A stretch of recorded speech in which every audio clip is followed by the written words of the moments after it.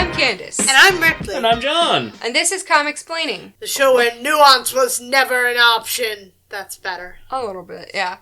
Yeah, over dinner we were discussing the prevalence of no nuance takes in fandom spaces and how, like, nobody really has media analysis skills anymore, it seems. Did they ever? Some people, believe it or not. Some people. You are correct. Some people had some. Not to brag or anything, but I feel like, we do. This is that year of homeschooling. Yeah, it's the year of homeschooling that made me so good. No, I mean, I have myself suffered from the no nuance disease, but, once I stopped being chronically online, having my entire social life be based on the internet, I got better, so. It gets better, folks. It does. Go outside. Touch grass. But you wouldn't know me without having been chronically online. I'm not saying that entire part was a bad thing. I'm just saying that, Touch grass. It's good for you. Because we were talking specifically about... right. We were talking about why it's acceptable to hate on Hank Pym, but find Spider-Man acceptable. Yeah, because... Spider-Man beats his wife! Well... Spider-Man hit his wife one time. No. You have to sell it in the worst faith argument. But Spider-Man beats his wife. Clickbait, Comicsplaining, the one where Spider-Man beats his wife. Well, that actually would be. That's the J. Jonah Jameson interpretation. I get these fucking Google suggestions for these obnoxious clickbait-ass articles about comic books all the time. So that I would believe that would be one of those that I'd see. It would be on I don't even CBR. know. Yeah, CBR.com. Right. It would be like, the comic book where Spider-Man beats his wife. You will never believe it. And then you click on it and it's like, oh, this one time this happened and there were circumstances and he never did it again. And it never happened again. So. And it's not to say that the wife beating is acceptable. It's just that it's a little more complicated than that. Yeah. And then we came around to... Whereas Hank Pym beating his wife... This is Hank Pym with a long-established history of being just kind of an asshole. To everyone. Exactly. Everyone. It kind of leads to a little more credence that, hey, what the fuck? Yeah, maybe that's just like it's consistent with his pattern of behavior, so maybe that is something that we can actually attribute to him, whereas with Spider-Man, it's very out of character for him to do that, so maybe... we can accept that's not cool and he fucked up. And also it's bad writing. Move on from that, Yep. Then also, I'm sitting here explaining why I have to come to the table for Scott Summers all of the time. There are so many people who hate Scott.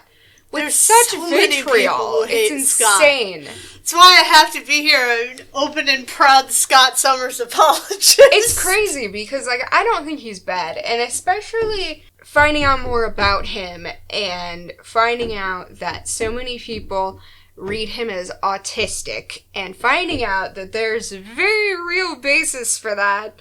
Mm-hmm. It kind of makes it feel like the people who are very dead set against Scott Summers, okay, maybe you need to get that Scott Summers was right t-shirt. There's a whole sign, this metal sign we found that's Scott Summers was right. Yeah. Maybe I'll get you that for your birthday next month. God. Oh, it is almost my birthday, isn't it? Oh, shit. In a couple weeks. 2 weeks, actually, from now. So it's not my birthday recording, though. No. Mm-hmm. That would have been oddly festive, though, because I just had a beer and I was in a good mood. Yeah. So, that's what we were talking about over dinner. Just getting very heated. And how right Scott Summers is about everything he says and does. Yeah. I feel so vindicated with my headcanons right now, though. You have no idea. Somebody took a munch out of the R. I never noticed. I knew they took one out of the O, but... No, yeah. It's... Yeah. So, yeah, the other thing we did want to talk about was that Ripley changed the intro and outro music. Yeah, I heard the new intro music! Yeah, finally! What did you think of that? It's quick. Yeah, it's pretty quick. I've been thinking about making a longer cut, but, like, I bought the rights for 2 different songs, and that one was originally for our Patreon bonus content, but since we're not really doing that anymore, decided that we're going to utilize that for our main one, because we like that one better. That one better, Fair enough. I don't know. I don't even know why I think, but, you know? It just vibes, you know? If you don't like it, if you like the old stuff better, let us know down in the comments below, because, I mean, I've still got those intros cut. Tell us, give us a comment, an email, whatever. Send a pigeon. Yeah. A pigeon. A messenger pigeon. Let us know, do you prefer the old intro? Do you like the new intro? Do you like the new intro but wish it was longer? Do you hate us? Do you want us to die? Tell us something. Also, tell us, does your pigeon like all-season pigeon food or all-season bird food? Because we've got a whole bag of it because our bird feeder doesn't take it. Yeah. Yeah. That's a whole other story that we could get into. You did not bring that up at dinner. You know what? I'm gonna get into it. It's not that long, okay? Ripley and I have lived together for like 10 years. A while. 10 years, yeah. a Not while. quite 10 years, a little bit less. We spent a very long time living in an apartment that we actually started this podcast when we were living in that apartment. I remember that which apartment. was one of those half-submerged basement apartments. Oh, just like my first. It was terrible. We hated it. Everything about it was bad. And we lived there for like 5 fucking years. Like 5 years, and it was awful. And then when we moved out of there, we moved into a place where we had, like, first of all, it was completely above ground, which was very exciting. No bugs! No bugs! No, it had bugs. Well, okay, no underground bugs! Yes. Look, now, it had a different bug problem. For those of you at home who aren't aware, sunken apartments get their own special kinds of bugs. Oh, man. Our sunken basement apartment had, like, just the most ants that you can possibly imagine. Literally, when we moved in. Right, and they weren't like us not maintaining our cleanliness ants, they were ants that eat the fucking wood. Yeah, carpenter ants. It was so bad. We had them really bad in the bathroom when we first moved in. And it was to the point where when you took a shower, it would get so steamy, and then when you got out, the entire floor would be covered in ants. We had to put on our own ant traps because they were terrible at it, and then they fined us when we moved out, even though it was their ant problem. Yeah, but that's a side note. We're getting very off track. Our second apartment, technically our third apartment, but the next apartment, whatever.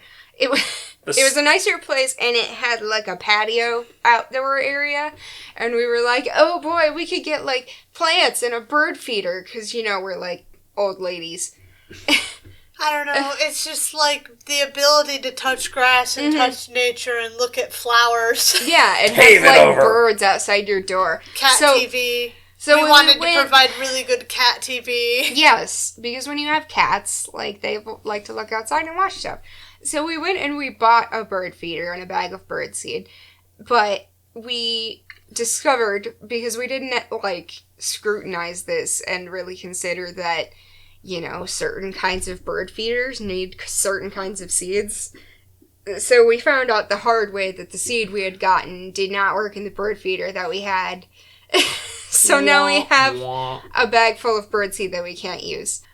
Free to any passenger pigeons or pigeon messengers. Right, so consider that this may be the best way to send your message. Yeah. If your pigeon has a good understanding of Google. Yeah.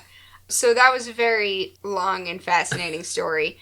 How about the one where John is much like the Time Twisters in the way that we approach comics? Oh, yeah. You mean how I started at a certain date, read to current, then go back further in time? We're not even going to read any comics this episode, actually. We're just going to have an anecdotal conversation.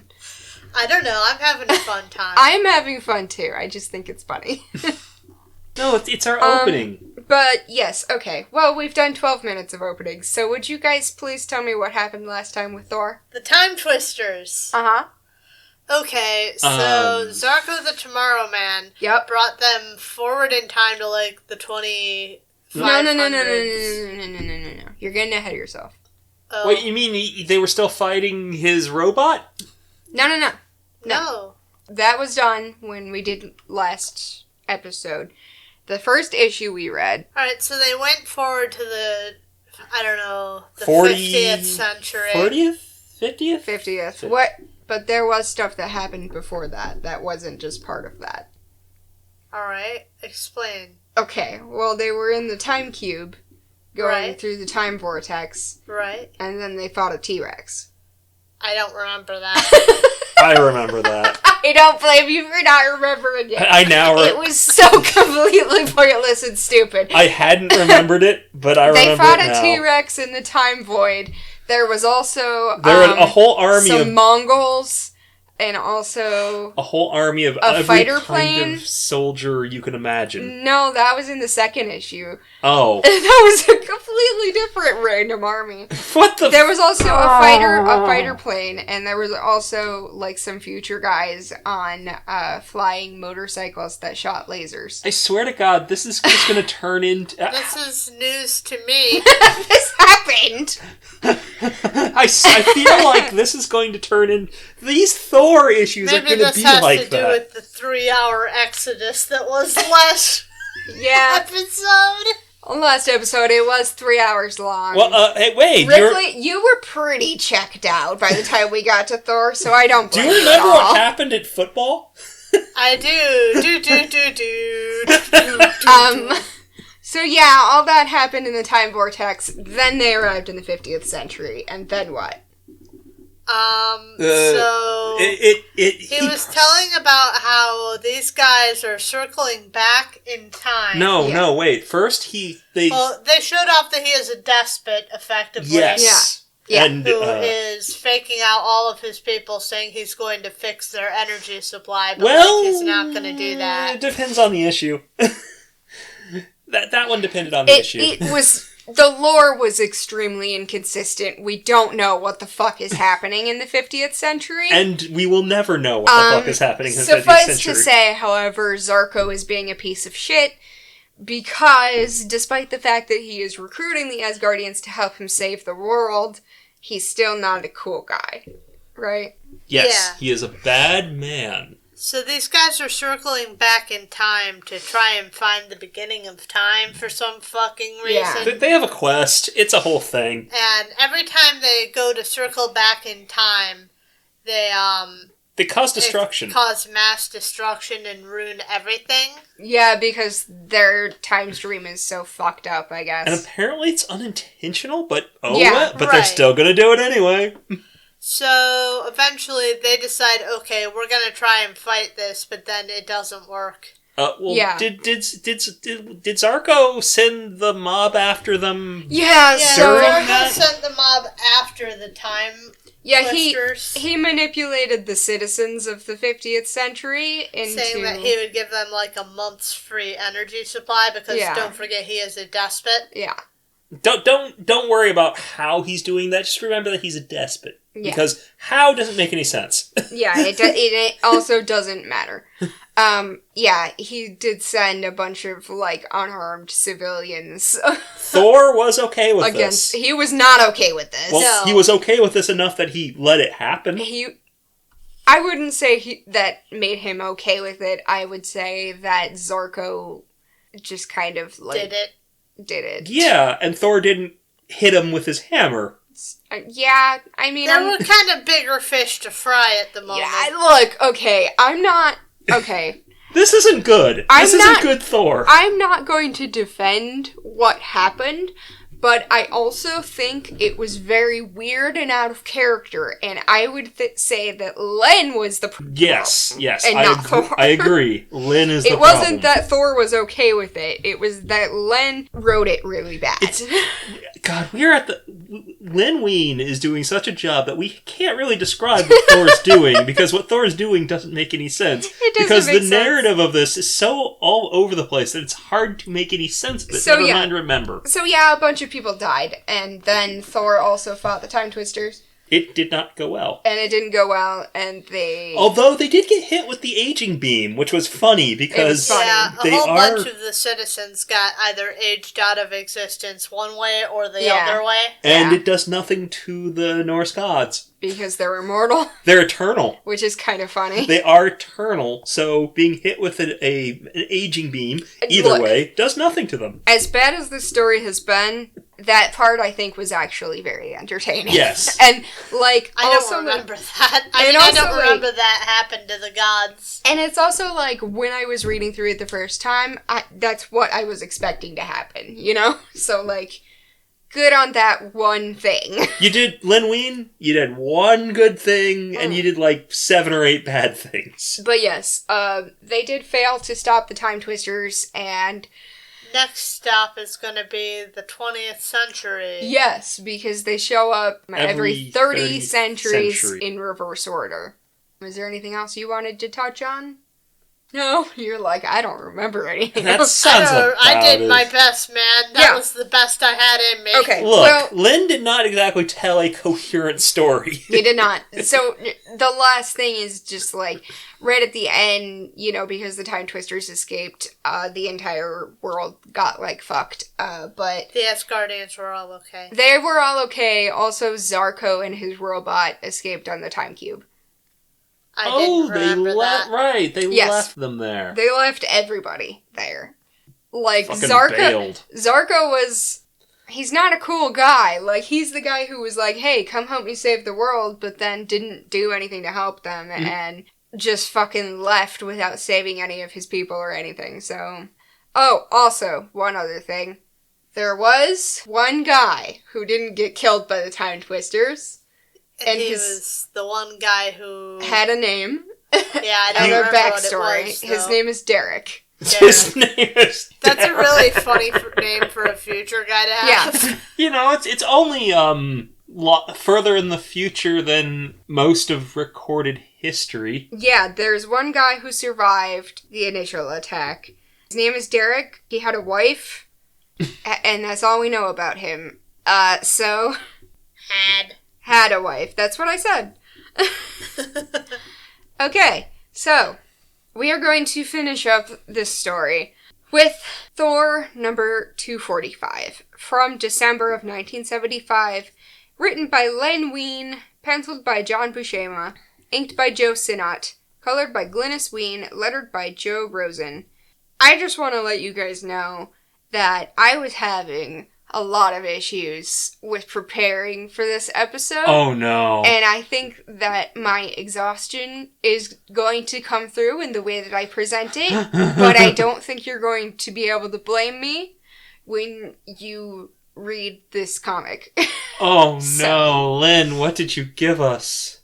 So, let's get started. The gang stands in the wreckage of 50th century Earth, the sole survivors of the temporal havoc caused by the Time Twisters. They are all feeling pretty guilty about failing to prevent this, but are also confused about how they came through the calamity unscathed. I mean, I kind of get why the gods did. Jane's a little bit more mortal. Yeah, Jane is here. She has the soul of a goddess, so it's fine. But she's a woman, she's useless. Volstagg asks Thor how this happened, because Thunderhead is clearly the brains of this operation. The Odinson responds that Jane saved them, because Sif's life force or soul or whatever is inside her. Oh my god, I was right. I was right. So the moment of sheer terror before the apocalypse hit them caused her to unconsciously tap into Sif's teleportation powers, zapping them away for the barest of moments before returning them back here. Which is an interesting idea, and I guess we'll just have to take his word for it. Okay, yeah, because Thor's the brain of the operation. Why does he know this? Right. Because he's the brain of the operation, didn't you hear? Yeah, Thor, who is known to be very... He's the level-headed brain of the operation. Yeah. No sooner does the Thunder God finish explaining this than the massive shape of the Time Cube materializes before them all. Zarko and his servitor stride out of the vessel with righteous fury and vengeance on their minds. Rude! The Tomorrow Man begins to berate the Asgardians for failing, pinning the death of this entire timeline on them. Thor is willing to accept the blame, but he does point out that Zarko wasn't exactly helping the situation, hiding in his palace with his time cube. He could have done more. He could have done literally anything. The servitor takes a swat at him for the insult, sending Thor flying across the blasted landscape. He recovers with a few choice words and a hammer flying straight at the robot's face. Of course, he says that he would rather this not become a fight, but the servitor's attack was unwarranted and, had to be paid back. I think this is already a fight. The servitor, however, would very much like this to become a fight so that he doesn't look like a chump in front of his boss. The two of them continue to exchange angry blows, which gives the perfect cover for Derek to slip out of his hiding place aboard the Time Cube. Oh, Derek lived! Yay! Derek! Yes. So, after surviving the attack that killed all his friends in the last issue, he had snuck into the palace to serve Zarko his just desserts. It's not made clear what exactly he intended to do. He planned on giving him a nice, tasty dessert. Because before he had the chance to do anything, everything started to go fucky-wucky, and he barely managed to hide before the Tomorrow Man boarded the vessel.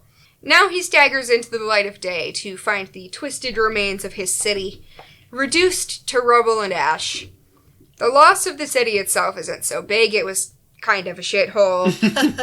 But realizing that his wife is gone sends Derek to his knees, as he is now the sole survivor of the 50th century. And that's at least somewhat emotional, I suppose. I guess. What year is this? He seems pretty sad about it. I don't know, the imagery is kind of evocative. It's well drawn. I was actually thinking that this is kind of weirdly tonally dissonant. Yeah, it is, yes. Yeah, don't get me wrong, it's well drawn. These are masters of the craft. Hard at work drawing this. So back with the gang, Jane has leapt in between the meatheads to give them a reality check. Much needed, as she reminds everyone that the Time Twisters will next appear in the 20th century, where they are all from. What, you think Zarko cares about the 20th century? Zarko does not care about the 20th century, and he is also determined to continue being a bitch. Fandral suggests that maybe he should try helping them to get revenge on the Time Twisters, the guys who actually caused the apocalypse. Thor concurs with this idea, but follows it up with his own big brain concept. He says that it's still possible to save the 50th century because the Time Twisters move backwards through time. So if the group goes to meet them in the 80th century, stopping them there will prevent any of this from happening. That kind of makes sense. Zarko is intrigued, but would like to suggest a galaxy brain plan of his own. They know that the Time Twisters come from the end of time, so if they go straight there, they can do that thing that War Machine got yelled at for suggesting in Endgame, even though he was right. Zarko isn't entirely confident that this would even be possible, but they've got nothing to lose by trying. So everybody piles back onto the cube, unknowingly leaving Derek behind. We left Derek in the ruins of his life. Yeah. And if this works, we're erasing him from this version of Derek. Okay. Yep. Cool. Fuck Derek, I guess. Yeah. The moral of the story is fuck this one guy in particular. Aboard the ship, Thor asks how long this will take, which seems like a dumb question when you're talking about time travel, but okay. Before he gets an answer, they hit some pretty extreme turbulence. Time turbulence. Ooh. It turns out that the end of time itself is not an easy destination to reach, and the cube maybe isn't quite up to the task. So it's not rated for that depth. Okay, should have known. The inner walls of the time machine begin to bulge, buckling under the strain of, time. Yeah. Okay, so, high pressure, time. But luckily, Thor is there to tell those walls to cut it the hell out. Sure. He puts his shoulder into it and holds the ship together by sheer force of will and also muscles. Not really how that works, but... Sure it is. That's exactly how that works. The Servitor joins him in this endeavor, and with their combined strength, they are able to weather the worst of the trip. And it feels really dumb to nitpick this shit right now, because everything for the past 3 issues has been complete and utter bullshit. And I can't muster the energy to give a shit. They are playing so much Calvin Ball right now. But why is the wall problem? And it doesn't matter. None of it matters. Lenween is going to be the one who breaks me. After all these episodes, Lin is going to be the one who breaks me. I want to know, how much Lenween do we have to deal with? A bit. Thor thanks the Servitor for his help, but the robot is being kind of bitchy about it. Yeah, none of this makes sense, but I, literally, I don't have the energy to dwell on it because it does not matter. I'm so sorry. So the ship starts to wind down as they arrive at their destination, moments before the end of time itself. Right, I remember what I was going to say. Why does the robot have a fucking ego? I don't know. Because Zarko doesn't know how to have a robot without one? Didn't Zarko reprogram this bitch? Yeah. Well, Zarko has an ego, so that's just... He just assumes his robot should have one. That's just how, he perceives the world, I guess. Okay. I don't think there's a good answer. I will say that I think the robot's ego is based more on what happens to Zarko. The robot is mad at Thor because Thor was, arguing with Zarko and failed to do the thing that Zarko wanted. Okay. Right, and also when Thor thanks him, what he actually says is that he didn't help Thor, he just did what he had to protect Zarko. So. Yeah. Outside, a handful of stars and planetoids orbit a primordial sun, whatever the hell that is, which is stuttering as though it's aware of its own imminent demise. Primordial sun at the end of time? Yeah. Right. Lynn, those words don't mean what you think they do. On an asteroid, they see a strange temple, the only sign of life available. Zarko says that he is in fact picking up signs of life inside, and despite concerns from both Fandral and Hogan, it is their only lead, so they do touch down and disembark. Luckily for them, the rock has normal gravity and air, for some reason. However, the temple is guarded by a force field, because why wouldn't it be? Sure, why not? So Thor uses Mjolnir to hit the barrier with beams, because as we all know, the foolproof way to get rid of a force field is to hit it with a bunch of beams until it goes away. Yeah? Man. Alas, Thor alone is not enough to accomplish this task, so once again, the Servitor comes in with the assist, and lends his own beams to the cause. This gets it done, but no sooner do the Asgardians take a step toward the building than the statues guarding it come to life. Cool. They identify themselves as Protectroids. Sure. And declare that they will destroy anyone who tries to enter, and yeah, they also have beams. It's beams all the way down. Beams everywhere. It's always city, beams bitch, in Thor, beam, man. City, bitch. It's always beams. Everyone rushes to the defense, with Thor shielding Jane and the Warriors 3 drawing their weapons or running away because Volstagg doesn't have a weapon for some reason. Oh, come What on! the fuck? Volstagg was growing! Why doesn't he have a weapon, though? I don't know. He's a fucking warrior. What No, the fuck is he supposed to be fighting with? Every now and then you see him with a sword. Right. Most of the time he doesn't have anything. Unless there's a specific, everybody's going to war, so Volstagg has a weapon. Jerry? I don't know. Gave Volstagg weapon. Jerry made him... Jerry was good to Volstagg. Yes. Jerry wasn't always good, but Jerry was good to Volstagg. Jerry was pretty good to Volstagg. No one else is going to be good to Volstagg Everyone... for quite a while. Poor guy. Volstagg was turning into the guy... He was turning into the guy He was turning into a person.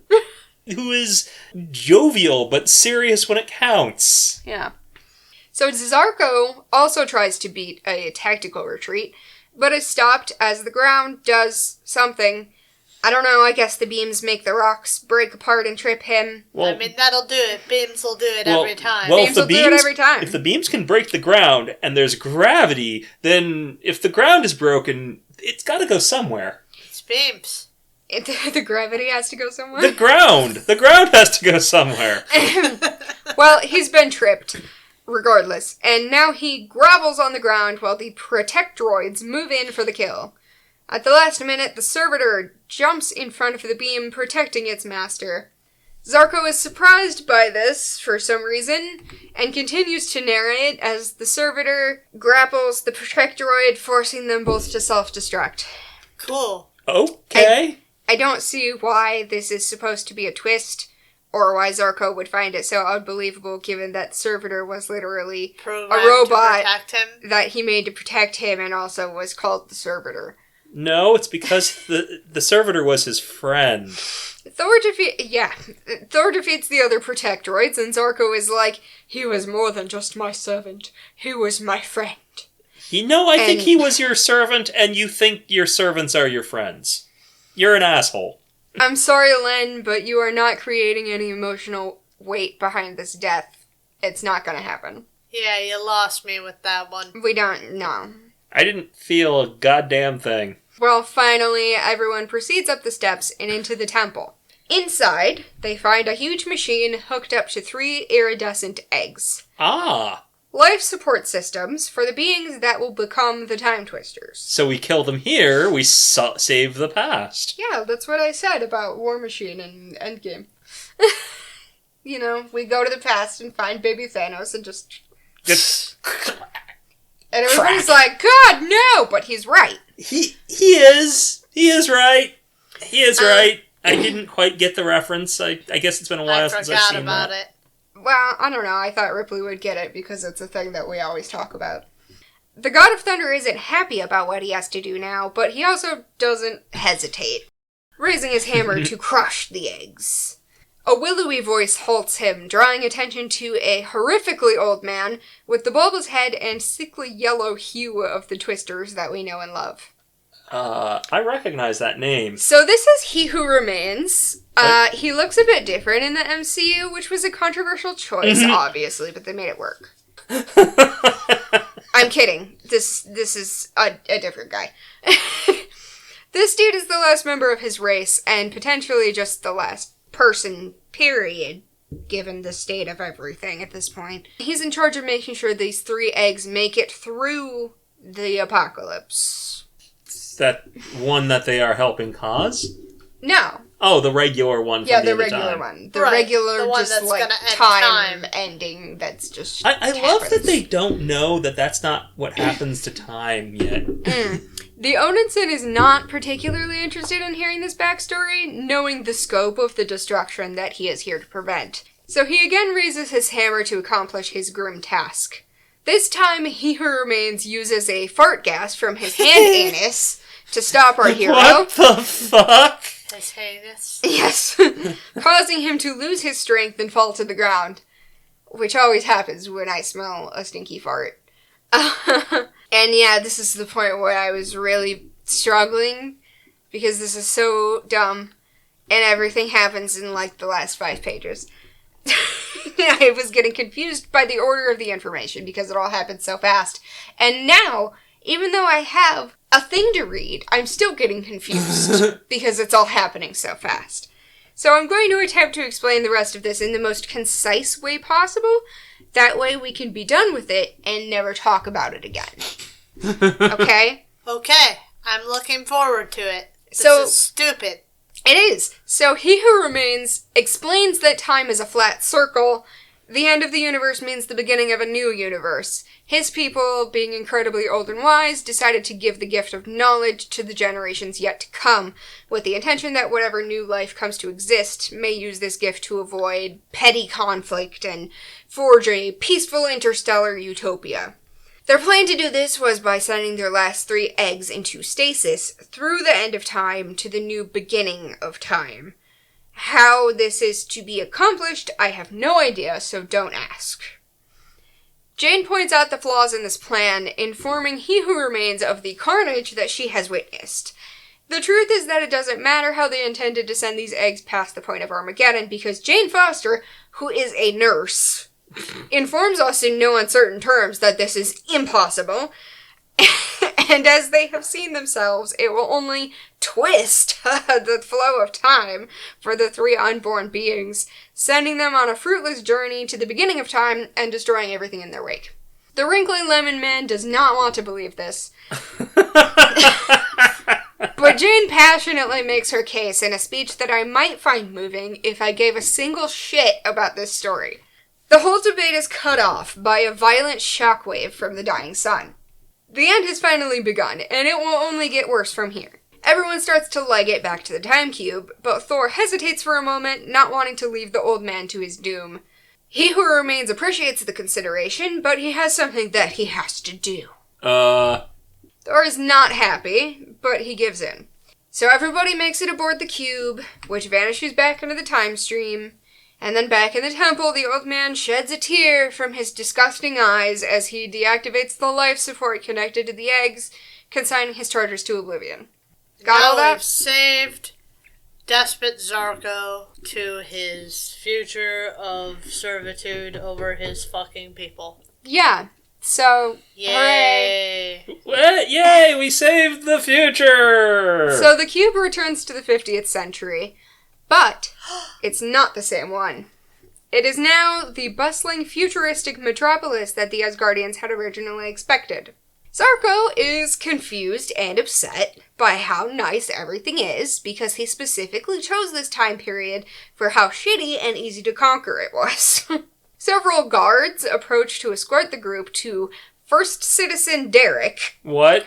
Who has given standing orders to summon Zarko should he appear. I'm so glad Derek is spelled exactly like I hoped. It is. It's literally just Derek. Like, they didn't do any, like, bullshit to make it sound more futuristic. They should have. It's just Derek. They should have. No, I think it's way funnier this way.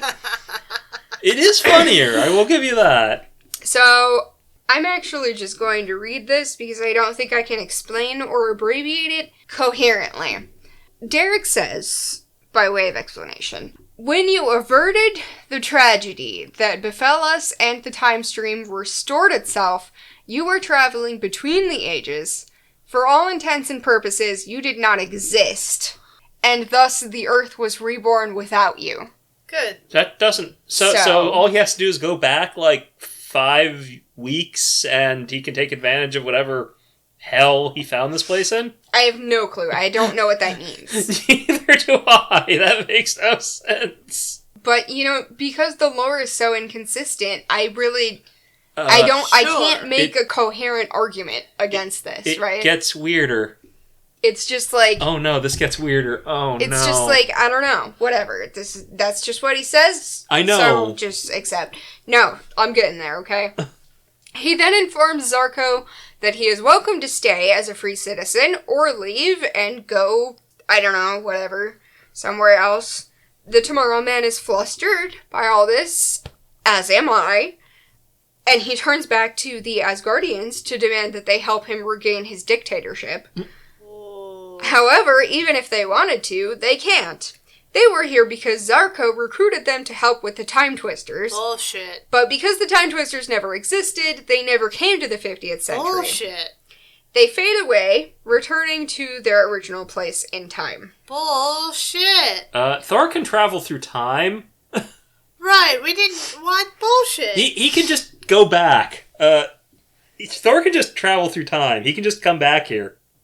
This is a bunch That's okay, go ahead, get it all out of your happy system. horse I shit. mean, I have no, This is I don't bad. have any further explanation or argument for you. Lynn, Just Lynn, you say what you need to say, okay?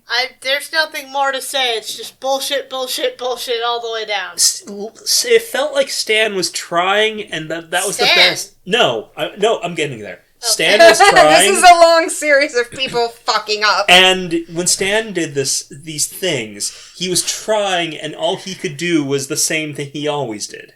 Jerry didn't really know what he was doing with Thor, but he at least tried different things. He had passion for it.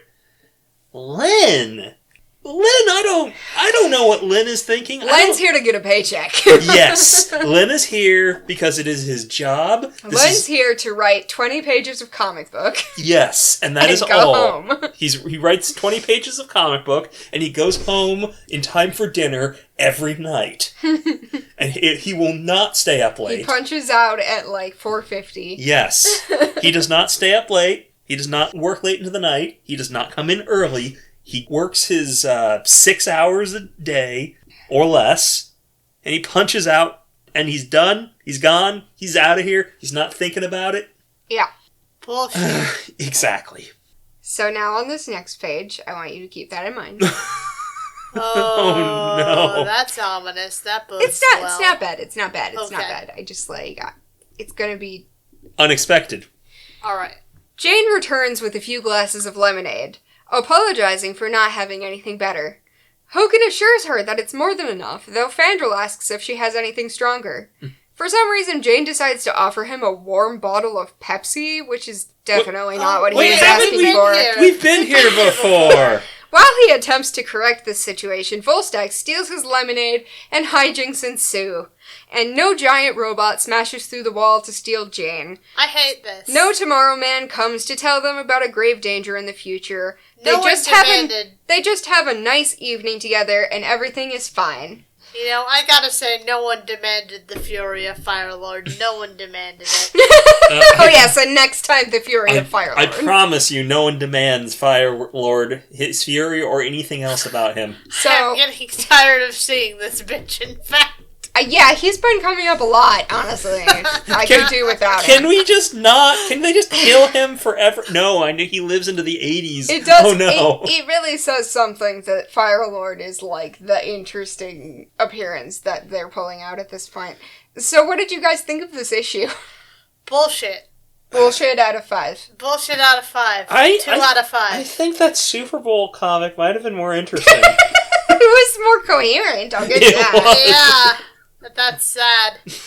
That's really, really sad. Then this whole story. Oh when no. do we explain what happened in NFL Super Pro at the end of the show? Are we going to talk about it? I don't know. I don't know. It was a Super Bowl special. Don't worry about it. Don't worry about it. Listen to the last episode. I'll ask you what happened last... You'll ask us what happened next year. Yes. That's how it works. When we cover issue 3 When we next cover year. issue 3, I'll ask you if you remember what happened last year. And I'll say no. Then I'll explain what happened a year I don't know. Maybe I will remember Quick Kick. I remember Quick Kick. I remember him right now, but will I remember him a year from now? I'm not so sure. I also remember that steroid monster freak kind of from the first one. I did not remember that at all until you just said that.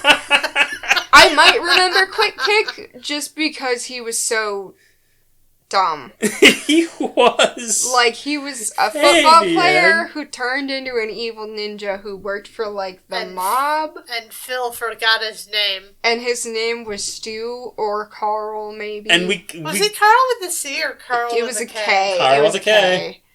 And his name is... We already have a Carl, so he's Stu. We have a Carl with a C and a Carl with a K. And his name is Quick Kick, which is, first of all, a terrible name. It's hard to say. And second of all, a terrible name because it doesn't make any sense and has nothing to do with anything about him. And he didn't even... Look, he didn't kick even that play in the special teams. When he played football, he was not a kicker.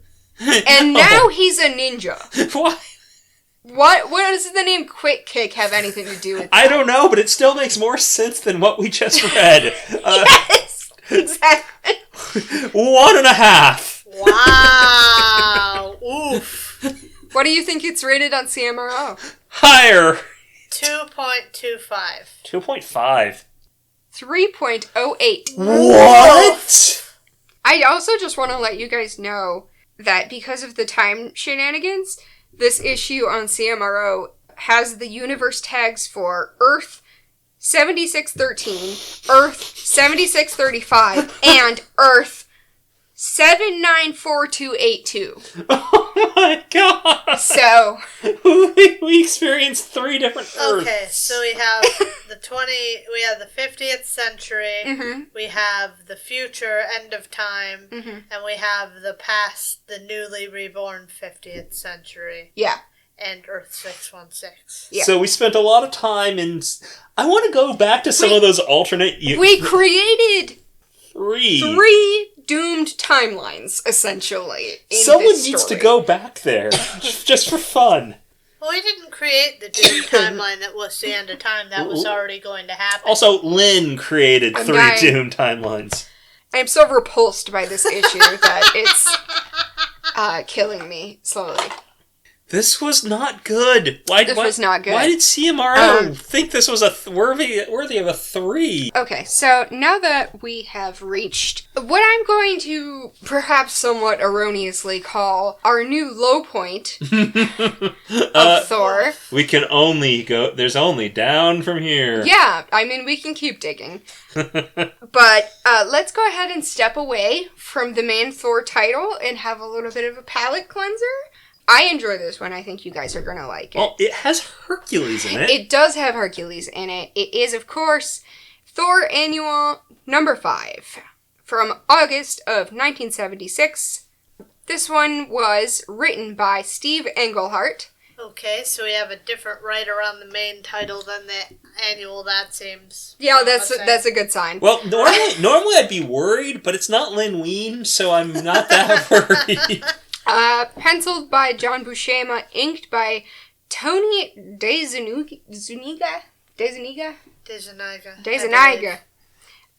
Colored by Don Warfield, lettered by Tony San Jose. Huh. And the cover is by Jack Kirby. Ah! Good old Jack Kirby. Hey, I guess who forgot to look up other Tony. We've done one Tony. Guess who forgot to look up other Tony? Tony DeZuniga? No, we did him. Tony San Jose. Tony San Jose. Let me pull up his CMRO page. What has Tony San Jose done? Let's find it. He did Skull the Slayer from 1975. Whatever the fuck that is. Marvel Chillers. Marvel Spotlight. And a Thor Annual. He did... So, fun fact about Tony San Jose is that he did 5 issues. Ever. Okay. So, that's interesting. I meant to look all this up, too. Yeah, that's okay. Yeah, I'm, I don't think... Not getting a whole lot of hits. Yeah, I don't think Tony San Jose is really gonna reach out to us...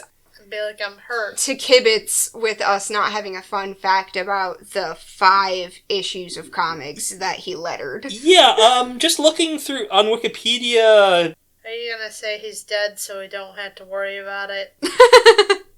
I'm not sure any of the Tony San Jose's that are coming up are him.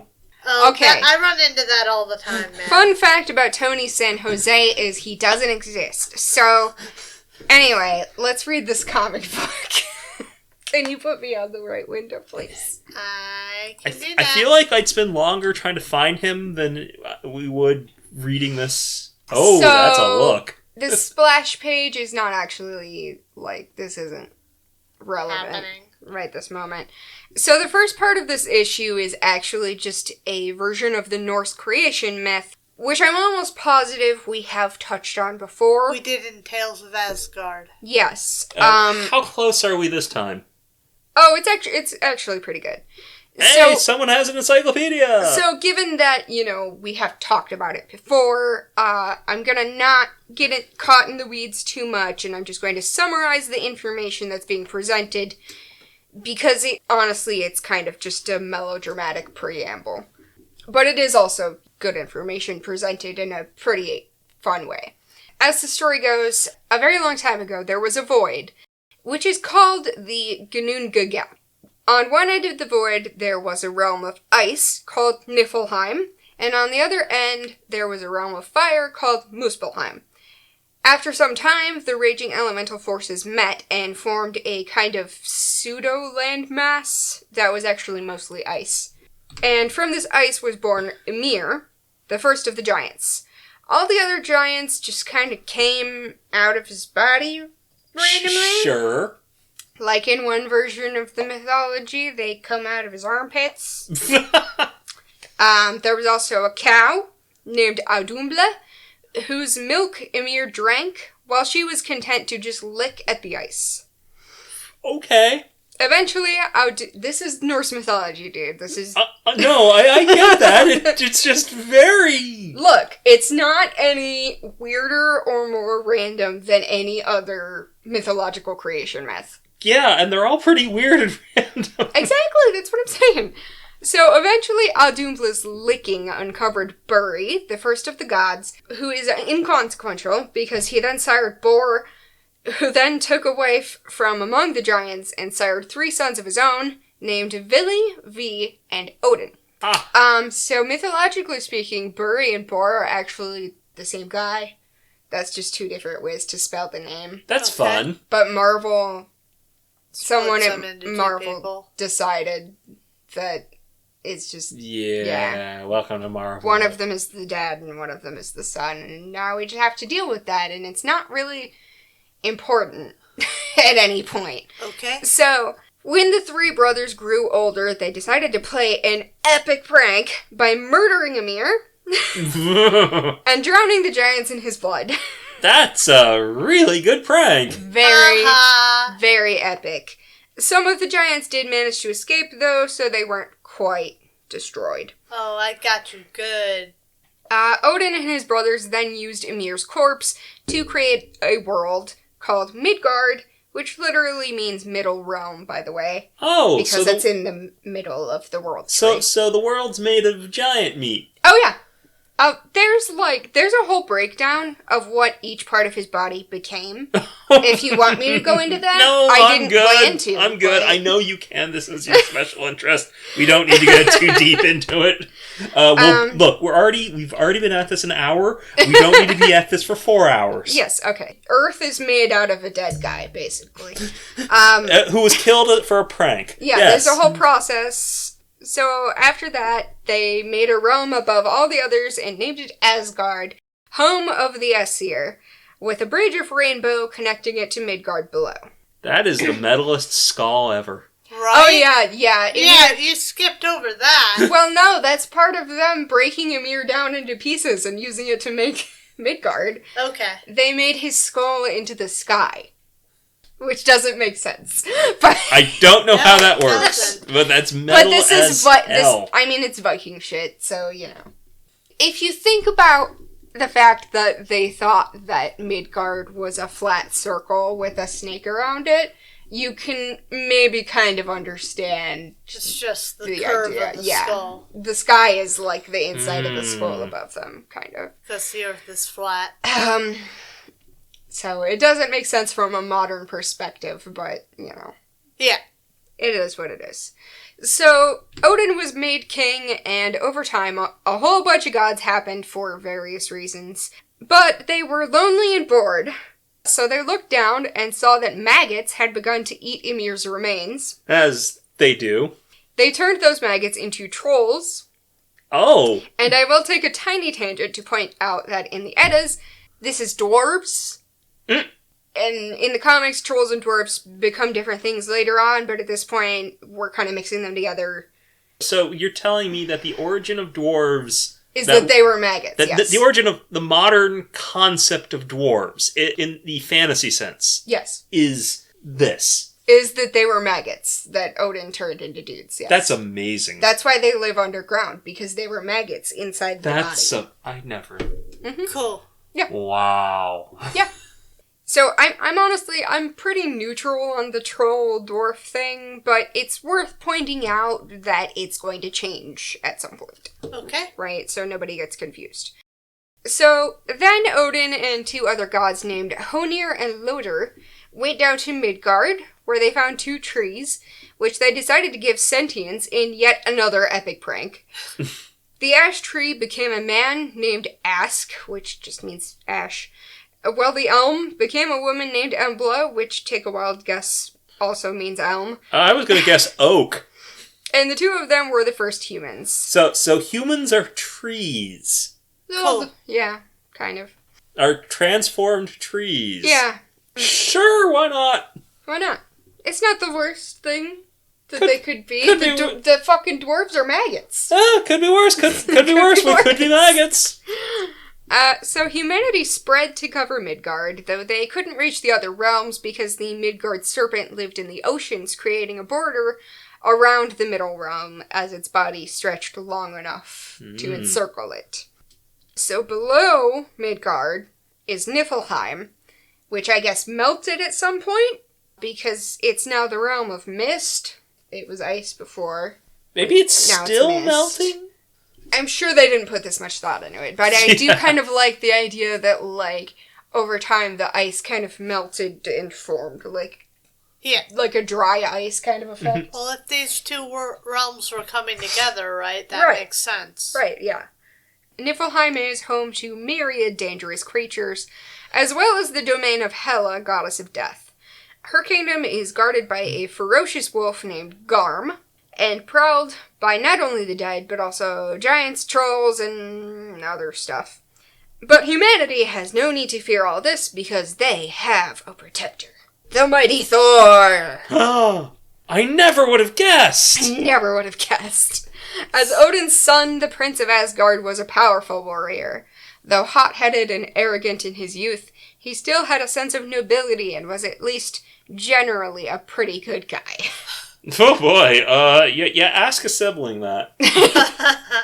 But the mortals of Midgard loved him, because he was more personally involved in their daily lives than the other gods. Especially more than his father. Yes. He concerned himself with their battles and helped with their struggles. In every respect, acting just as much for like a comrade as he was a god. Right. And of course we can't talk about Thor without mentioning his hammer, Mimir. Mimir. Forged by Gyarados and blessed by Odin, the mighty weapon never missed its target when thrown and always returned to its master's hand. Not mentioned here is also that it's so heavy that only Thor can lift it, which I guess is a part that Marvel doesn't need to use because of the whole enchantment thing. We've kind of forgotten about the enchantment thing. Marriages? Huh?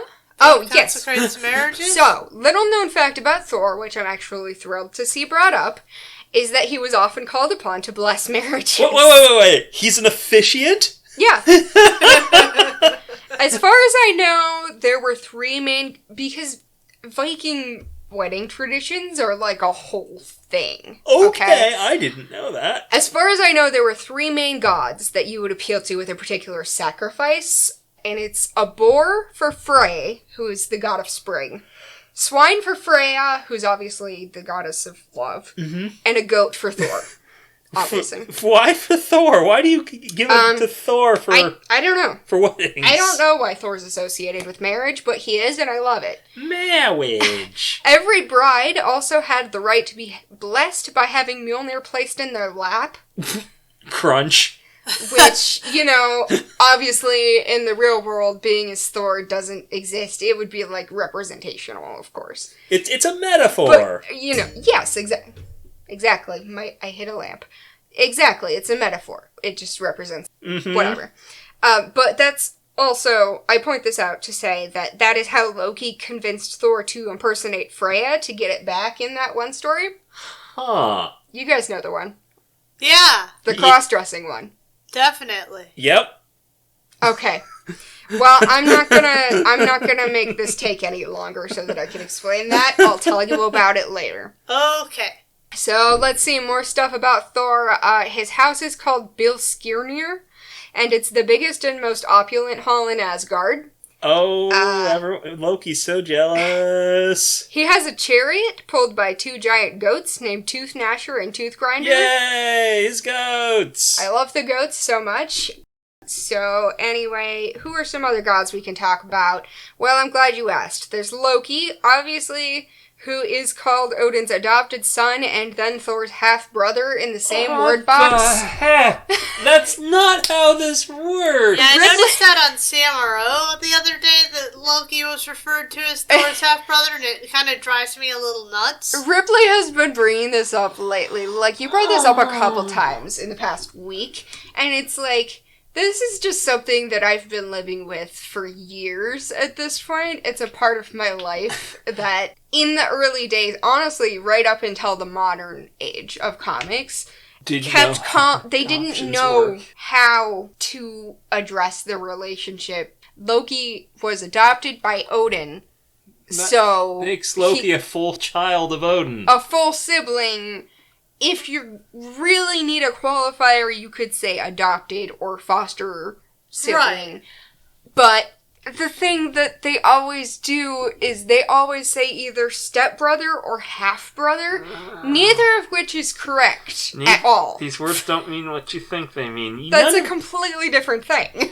And also, they mix, they can't decide which wrong thing they're using. They go back and forth. So, but none of the writers had step-siblings or adopted siblings or half-siblings. One of these implies something fun and spicy. Mm-hmm. It's just like... It does. Half does imply something spicy. The most generous reading... I don't know. I think step also implies something spicy. So the most generous reading I can give is that Thor's mother is actually Gaia, not Odin's wife. So, because of that, maybe you could call Loki Thor's half-brother. Okay. Because they have different mothers, technically. That's bullshit, but I'll accept it. Like I said, that's the most generous reading I can give it. I'm not saying it's right. Is that even canon yet? At this point, I think it is, because actually. I don't remember Thor having a mother. I don't know if it's actually explicitly come up yet. But I don't recall hearing anything about that. Yeah, I mean, I don't know. Maybe it has, maybe it hasn't. As far as we know, it's all been single dad Odin. We've been doing this for over 100 episodes. I can't remember what has and hasn't come up yet. It is a little hard to keep track of the canon facts are Odin does have a wife. Her name is up for debate. But his wife is not Thor's biological mother, so. Okay. But so, hold on. But if Loki is also... Loki is adopted, but Loki was adopted by Odin, which means that Odin's wife is also Loki's adopted mother. I know, so you have a half-adopted... You could have a half-adopted... Oh, that's cursed. We don't have... No, we cannot. We can't get stuck in this, You broke the dam. Oh, no. Time to go. It's a mess. We need to move on. Move. So Loki is a bad dude who is evil, which is all we need to say about that because we don't believe in nuance out here in 1976. Or in... very well timed. Or in 2024. It's true. Nuance was never an option. Nuance was never an option. You were so right. It wasn't a nuance 50 years ago. It's not a nuance now. But hang on a minute, because Steve reels us back in by presenting Balder as Loki's opposite. That's an interesting idea, Steve. Where are we going with that? Nowhere. Also, the Warriors 3 are here. Yay! This kind of went off the rails. Yeah, so now that we're 13 pages in, it's finally time for this comic to have a story. Okay. What? You mean we're not just gonna dick around about We're not just gonna keep listing people that we know? I was hoping that we were gonna turn instead to... The other guy on the cover? Yeah, the Olympian. We'll get to him. We're not doing, like, a whole breakdown of his family tree, but we'll get to him. That's what I was hoping for. We're not gonna do Zeus and this is a Thor Annual. Right, but Hercules doesn't have an annual to do this with. Well, not yet. I don't know what to tell you, man. He's here. I'm glad he's here. He's not always here. Sometimes he's nowhere. Yeah. Sometimes be glad he's California. Yeah, Len, you don't have Hercules in your Thor. Sometimes he gets sent to UCLA to give a lecture. So, this is a story of an age long past, where Thor had a slutty little slit down the side of his shirt. Oh.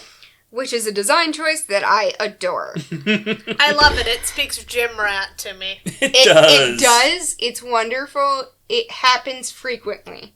It kind of depends on who's drawing him. Some artists do that, and some don't. That's amazing. Yeah. I know what... It speaks of Gym Rat now, but at the time I think it spoke of a musician. So he arrives at the Rainbow Bridge to greet Heimdall, as well as Heimdall's young sister, Sif. And I know you guys already decided that I'm wrong for finding the age gap weird, but they went out of their way to make her a child here, and I don't think that was necessary. I think we should have left that in the past. Anyway, don't dwell on it. She's there for like 3 panels. Okay. Anyway, the God of Thunder has no time to chat because he's been hearing some whack messages on his prayer phone and is going down to Midgard to see what the issue is. Because he just does that. People pray to him, and he's just like, all right, I'm on it. They pray to him. Right, yeah. Right. Africa looking pretty weird here. No, he's going to South America. Well, you know, it was so far in the past that the tectonic plates have shifted. Pangea hasn't finished yet. Since the Viking Age. You know, the Viking Age, back when Pangea was a thing. You know, back in the Viking Age when we had Pangea. Feels like shit, just want her back. So he arrives in the midst of a fierce battle between the Northmen and some kind of generic Greco-Roman Spartan-looking guys. Huh. Thor has never seen these warriors before, but he is a war god, and he's not going to stand back and watch his people get slaughtered. So he leaps into the fray with a ferocious cry, avenging each fallen Viking by felling 10 of the strange invaders. The Grecians are invading, by the way. I was not 100% clear on that at first, but that is what's happening. Okay. I don't know why that's happening, but it is. Yeah, they got real lost. Yeah, they got really fucking lost, apparently. So, in space and in time. Seeing the battle... No, we're not going to stop to ask for directions. No, it's fine. We're like 2,000 years in the future. Don't worry about it. Don't worry about it, it's fine. Seeing the battle turning, the Spartan, and again, I have no clue what they are, so I'm just saying Spartan for the sake of clarity. The Spartan commander summons their own champion, the heroic Hercules, Prince of Power. Hercules! The rest of this we can probably guess. Hercules challenges Thor, the two throw around some smack talk and start fighting. I just love the way he shows up. Yeah, he just shows up. He's like, hey, sup? Arms crossed. They're like... Smoke. They're like, oh shit, we're getting fucked up. Hey, Hercules! And he's like, yeah, what? But he's got like smoke and a big flash. Yeah, he put down the fucing pyrotechnics before he emerged. Thor appeared in smoke and flashing. Yeah, but nobody watched him show up. True. Yeah, these Hellenes got to see Herc show up and they were blinded by the majesty. His glory. Hercules challenges Thor, and they throw around some smack talk and start fighting. Long hair. We've moved from blonde hair to long hair, I see. Yeah, but they quickly find that they are evenly matched. The two of them are young and brash, so they put it all out on the field without considering the consequences. Clank. The strength of their clash immediately takes a toll on the landscape of what I have to assume is some Scandinavian cliffside, because the backgrounds do not give us much to go on. I mean, Greece also has mountains. Yes, but the Grecians are invading. Right. They're invading the Scandinavian part of Greece? The Scandinavian part of Greece. North Greece. Got it. Yes. North Greece. Extreme North Greece. It's very north. That's why they call them the Northmen, because it's the north part of Greece. Northmen. No, that's actually what it is. Nice. Norseman means Northmen. It's literally Northmen. It's the people from the north. To be fair... It is north of Greece. And to be fair, Constantinople became the center of the universe for them, so... So, stones crumble and create a landslide, forcing both the Norsemen and the Grecians to retreat. And this is the same fight we had the last time we read an annual. This is literally, I don't know if you guys remember, but this is the second time we've done the first meeting of Thor and Hercules in an annual. Oh no, they retconned it. And while the actual circumstances are completely different, the fight is hitting all the same beats. I imagine this is better, though. Yes, I would say overall this comic is better than the last one. Considering I don't remember the last one, I don't find that surprising. Just a quick refresh. In the last annual that we read, Thor went into, like, a crevasse that transported him to Olympus. Yeah, there was just a hole that teleported him to Olympus. I didn't realize this was that story. I didn't realize that was the first time they met. I like this story better than that story. So they're retconning that. This is now the first time they met. Don't worry about the old story. Don't worry about it. It doesn't matter anymore. It didn't happen. Good, because it was dumb. So, to very quickly go over this. They are evenly matched. Thor is surprised to see Hercules shrug off his blows. They both do some smack talk, during which they repeatedly say their own names and where they are from and who their dads are. Hercules, Hercules. Hercules picks up a tree, but Thor uses Mjolnir to smash it, as he does that. Eventually, Thor does call a timeout. It's clear that neither of them is going to win this, but calling it a draw is obviously not an option for either of them. So he proposes that they come back in a week with their entire posse and determine at large which pantheon is better. How? By fighting. Fight! Until one side is dead. In the meantime, the mortal men will also cool it, of course. Hercules agrees to this, and they each go home to tell their dad about it. New fit! As he returns to the familiar streets of Asgard, Thor is feeling pretty overwhelmed by the revelation that there are other gods. He goes straight to the palace to deliver this dire news to Odin, but the Allfather does not seem shocked, and what's more, he's less than thrilled to hear that his son is committing the entire realm to war over a petty conflict. Yeah. Because you have to remember, this is Thor before we knew him, before he learned humility. Thor. Yes. This is Thor before he learned humility, so he's still very... Thor tries to argue that he swore an oath to do this, and if Asgard doesn't respond, they sacrifice their honor. I like Odin's mascara. Yeah, Odin's looking away. He's looking some type of way. And he also is not budging, and he also does not explain his refusal, so Thor stomps away to listen to angry music in his room. In the shadows above, Loki watches with a wicked grin, or sneer. Maybe I honestly can't tell what emotion this is. I can't. No, sorry.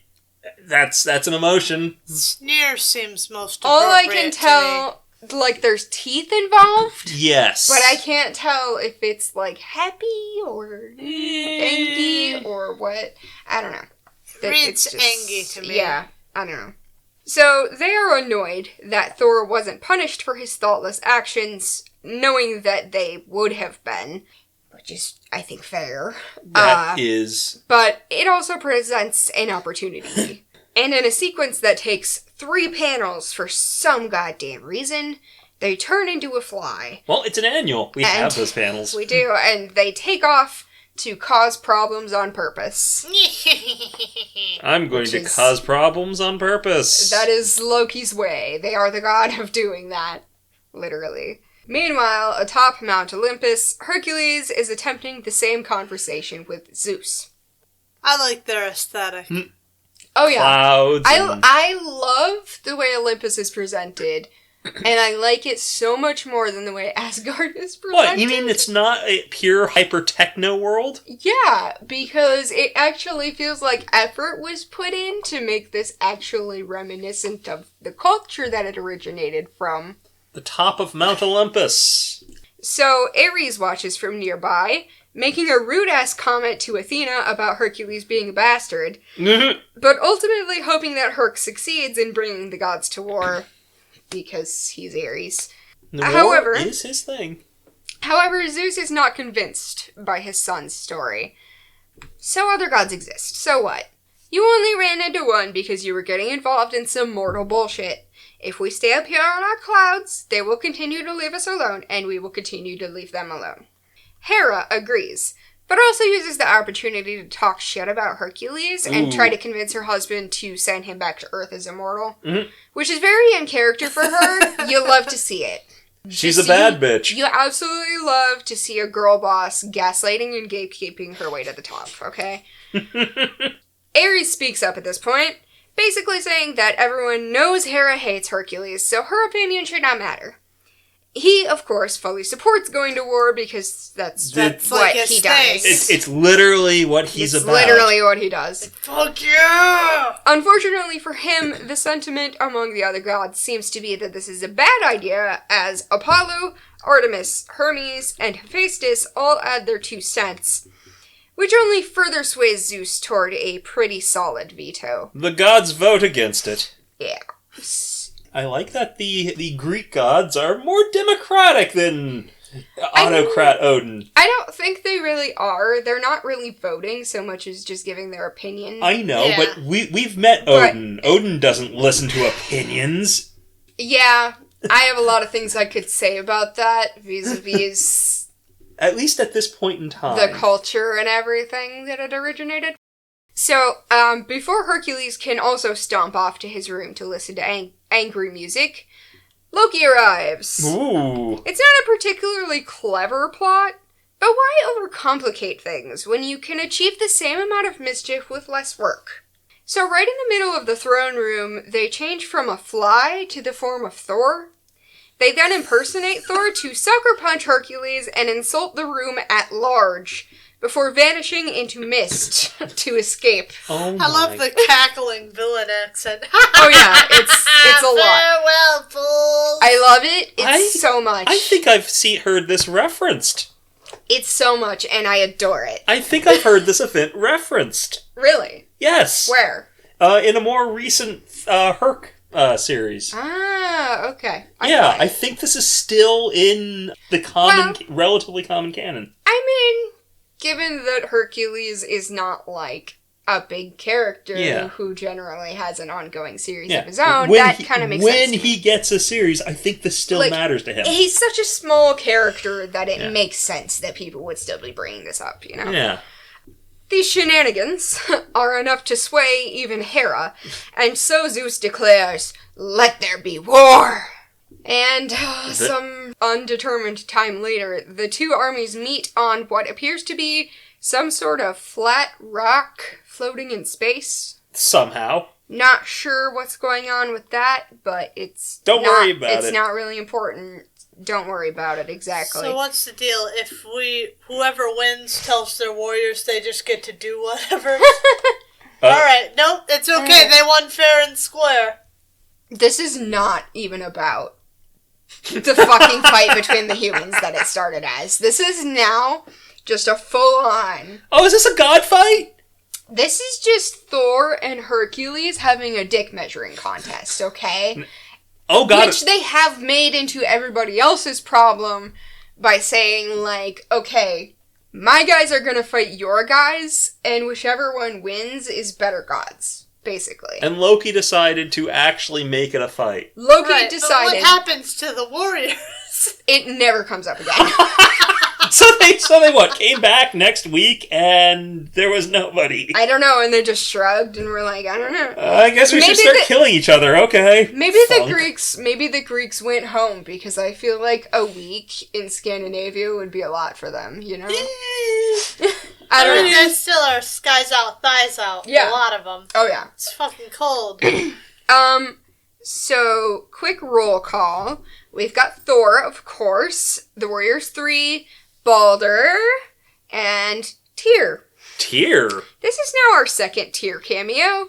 This one looks more similar to the character that we will be dealing with later. Steve also draws special attention to the fact that Tyr is the designated Norse war god. I mean, they're all basically some kind of war god, because that's just how the gods are for war, huh? Well, I mean, in Norse mythology, yes. Okay, fair enough, because, you know... Very few of them are not war gods. Because that's the thing, like, the Greek gods are not all for war. No. There's only one, and in fact, the Greeks didn't really like him. It's the Romans who liked Yes, but their iteration of him. These are the Scandinavians. Yeah. Very warlike. But you know what I mean. And then on the other end, we have Hercules and Ares and a bunch of other guys. And then everyone yells and runs at each other and they all start fighting. Yeah. Okay. Like happens. Yeah. So Odin said, no, we're not going to send everyone, but this is just all the people that Thor could get together No. Well, yes, because first of all, everybody loves Thor and he's basically like the general of the Asgardian army. And so they're all down for a fight anyway. But also, because they're Viking warrior gods. The Greek king of the gods did declare war on them. Zeus did declare war, so I feel like it wasn't a hard sell for Thor to be like, these guys are gonna attack us, so... And they're like gods, and they can come to where we live and attack us there. This page is kind of cool. Yeah. You know, the large-scale battle pages are usually pretty cool. There are some weird things going on with the art, but overall it's fine. It's just kind of like... I just don't think it's worth the 1,000 words they think it's worth. It's worth the 1,000 words, just not the same ones they're thinking if it was worth 1,000 words, it would actually have 1,000 words on the page and not just be a picture that we can skip past. So, Ares decides to single out Balder for some reason. Good luck with that. And while I'm not going to dwell on it, I know that we have many Balder fans with us, and I just wanted to say that he is holding his own because he's a good boy. Mm-hmm. Oh, yeah. The Warriors 3 are doing their thing, including Volstagg, who has a sword this time. Yay! They're just fighting and bantering like the funny little guys they are. Thor and Hercules, of course, go straight for each other to settle their beef. Oh yeah, Herc going straight for Thor's hips. Yes, straight for the dick. Oh yeah. Yeah, hey, he likes to party. With everyone else fighting around them, it kind of seems like they didn't really fix the whole problem with them being evenly matched. He likes to party. No better foreplay than a headbutt to the fucking family jewels. I mean, I feel like Thor would probably agree with that, to be honest. Yeah. Look, this is how he gets it going. That's the thing about Vikings. They fight hard, and then they party just as hard afterward. And I'm sure he's gonna love an oiled up Grecian. So, love Greek. Above the this is, I mean, when you think about Buff, oiled up Greek. This is like the first time Thor has ever met, like, an equal in combat. Like, this has to be a deeply erotic experience for both of them, I'm just saying.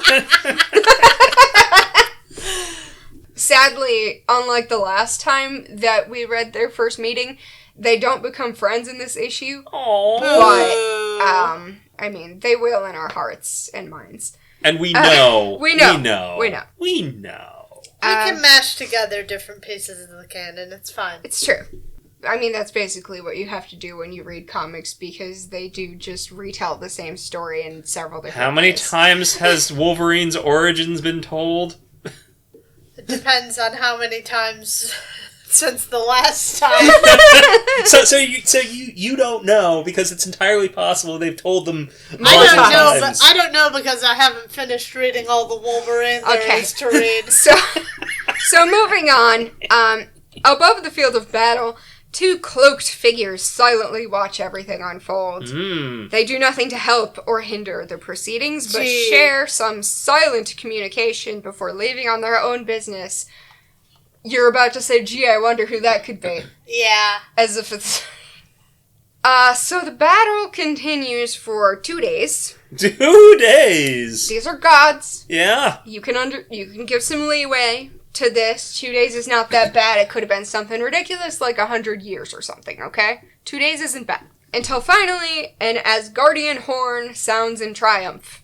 Valkyries come to claim the honorably slain as the survivors watch with somber awe. We do not see Hercules again in this issue, by the way, so don't jump to any conclusions or anything. You put Herc on the cover, damn it. I mean, he was there for a minute. Thor is humbled by the sight and reminded that one day they will all walk into Valhalla, including him, because he is prophesied to be killed by the Midgard serpent at Ragnarok. Knowing this, he questions whether this war was really worth the cost. Oh, now you question it. Don't worry, he's about to change his mind in like 5 seconds. Because he's like a moody teenager at this point, so he just Thor returns to his father to proclaim his victory, despite his misgivings. Loki is here under heavy guard because Odin discovered their treachery. Oh, wow, that's neat trick. He literally refuses to explain how he knows this, but there is kind of a reason that it's not explicit, but we can infer. The Allfather says that Thor fought well and did a great job, and he gets an A+ in fighting. Good job, son. The young prince asks if his liege maybe also wants to mention how happy he is that this war happened. To which Odin responds, I said what I said. You did good, given the circumstances. I didn't want this to happen, but it happened. But good job not dying. Well, that just rustles Thor's jimmies, sending him right back around to indignant and arrogant. Once excused, he marches back out to celebrate with the other warriors and do a little bit of imperialism. Oh, After all, when you've so thoroughly defeated an enemy, why not also take their stuff? Okay, so now we're going to get to the other dick measuring contest with Hercules? So the God Thunder leads his warriors across the Bifrost. I don't know why everyone is going with him, because then he and Balder and just a couple randos get in his chariot. Well, they were just going to the site of the Rager when he Yeah, comes back. okay, I see. Okay, so Thor and Balder and a couple randos get in Thor's chariot with his goats. The goats fly. I didn't mention that before, but they do fly. That's why the chariot is relevant. So they ride the chariot down to Greece to survey their spoils, because they figured that having defeated the Greek gods, they are now the gods of Greece, right? I don't think it works that way. That's a good idea. Hold on to that. Hold on to that theory. So they arrive in Athens. You know. During the Viking Age. Athens. See, I told you there was time travel. So the weather is warm, and the people crowd into bustling streets, the likes of which the Asgardians have never seen. Old Norse cities are a lot more, like, Small, reserved, rustic, and here the women are soft, the men are handsome and tall. And tan. Here a land of undreamt pleasures waits for the word of Thor the Mighty. Yeah, that's how Steve is describing Greece. So Thor attempts to call attention to himself to announce that Greece is under new management. Yeah, take that up with Athena. But, well, she's dead. Probably. All the Greek gods died in the battle. Yeah, doubt. All of them died. Doubt. All of them died forever. Uh-huh. But the people Respawn. don't seem to give him the time of day, with one old man even calling them barbarians as he pushes past. I mean, they are. I mean, they kind of are. They are by the Greek definition. To be completely fair, I don't think it's wrong to call invading Vikings barbarians. That's what they would call them. That's kind of basically literally what the term was meant for. That's literally what the term means. So, thoroughly annoyed with this insolence from mere mortals, Thor raises his hammer to call down a punishing storm, but nothing happens. Oops. So, furious, Thor returns to Asgard and goes straight to Odin's room to throw a temper tantrum. That's gonna work out real good for you. The Allfather greets his son, but doesn't look up from his game, as Thor begins ranting about the injustice he's suffered and demanding retribution and whatnot. He seems to be under the impression that Odin has somehow denied him the spoils of his victory, which Odin says is not the case. And they then have an exchange that really does feel like a normal-ass father and son argument, but translated into, like, fake old-timey speak. So essentially, Thor raises his voice, so Odin hits him with the, "Don't take that tone with me, young man." And Thor does the, "But, Dad!" And Odin is like, "Keep pushing your luck and there will be consequences." And he even does the, "Is that understood? Is that understood?"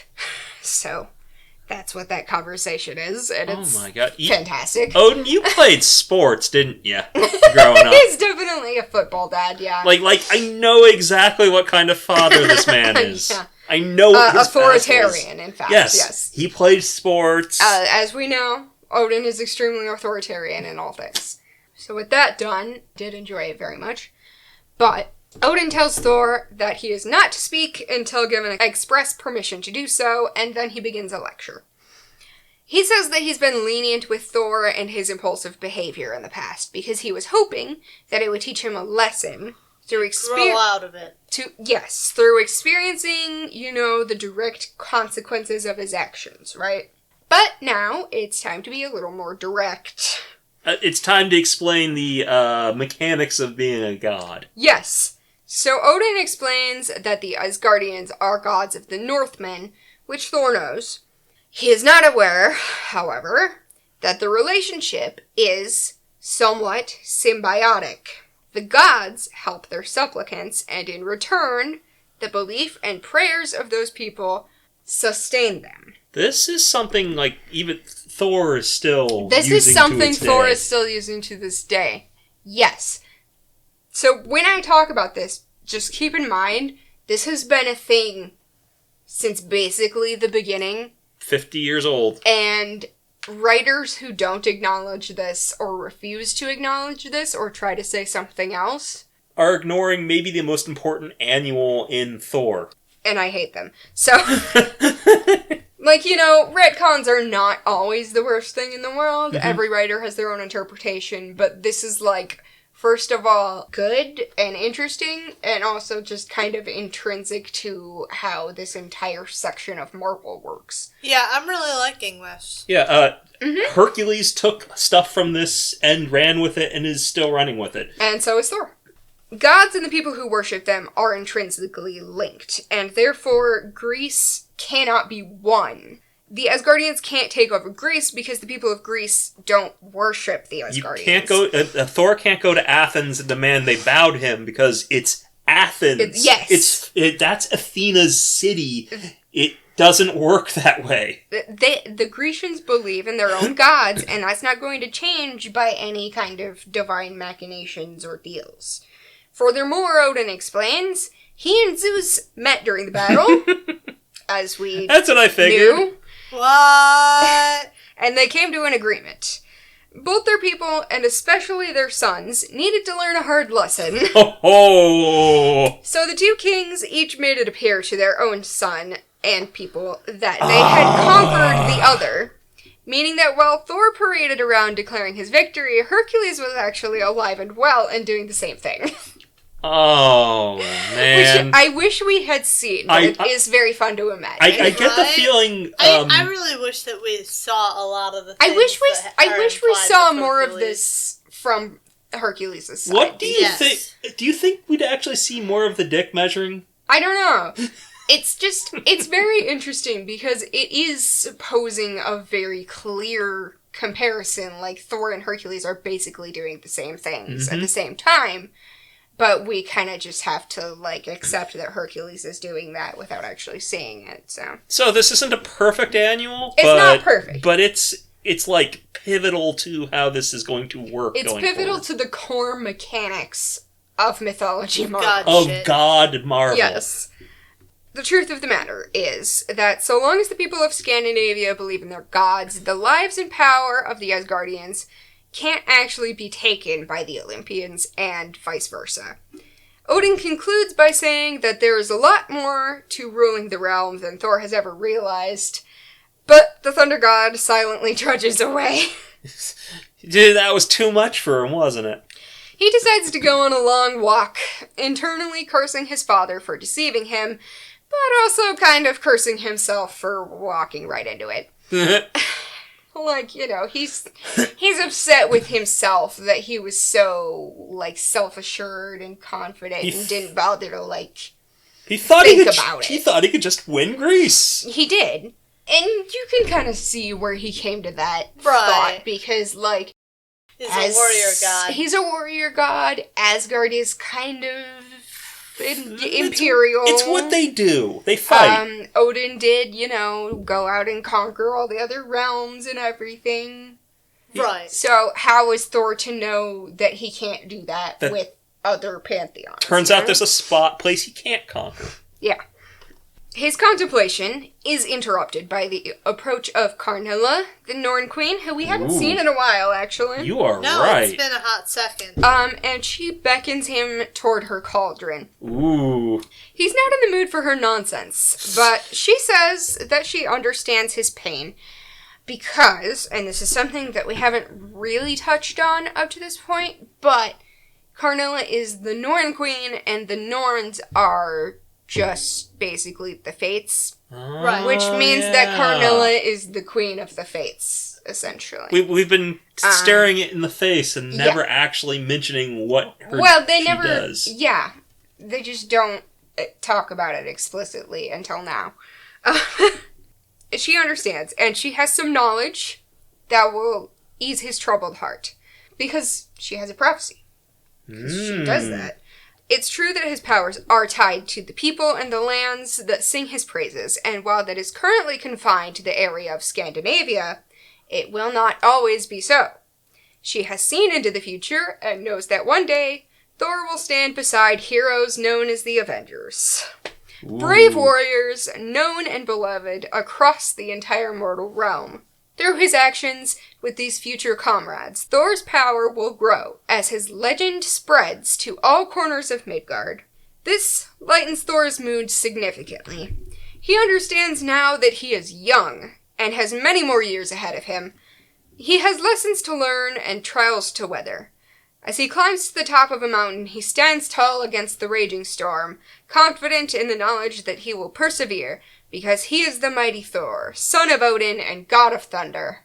Finis. So, who wrote this one?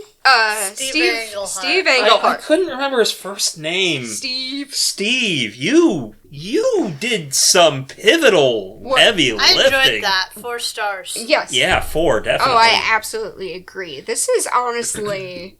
I can see why this is pivotal. Why this is central to...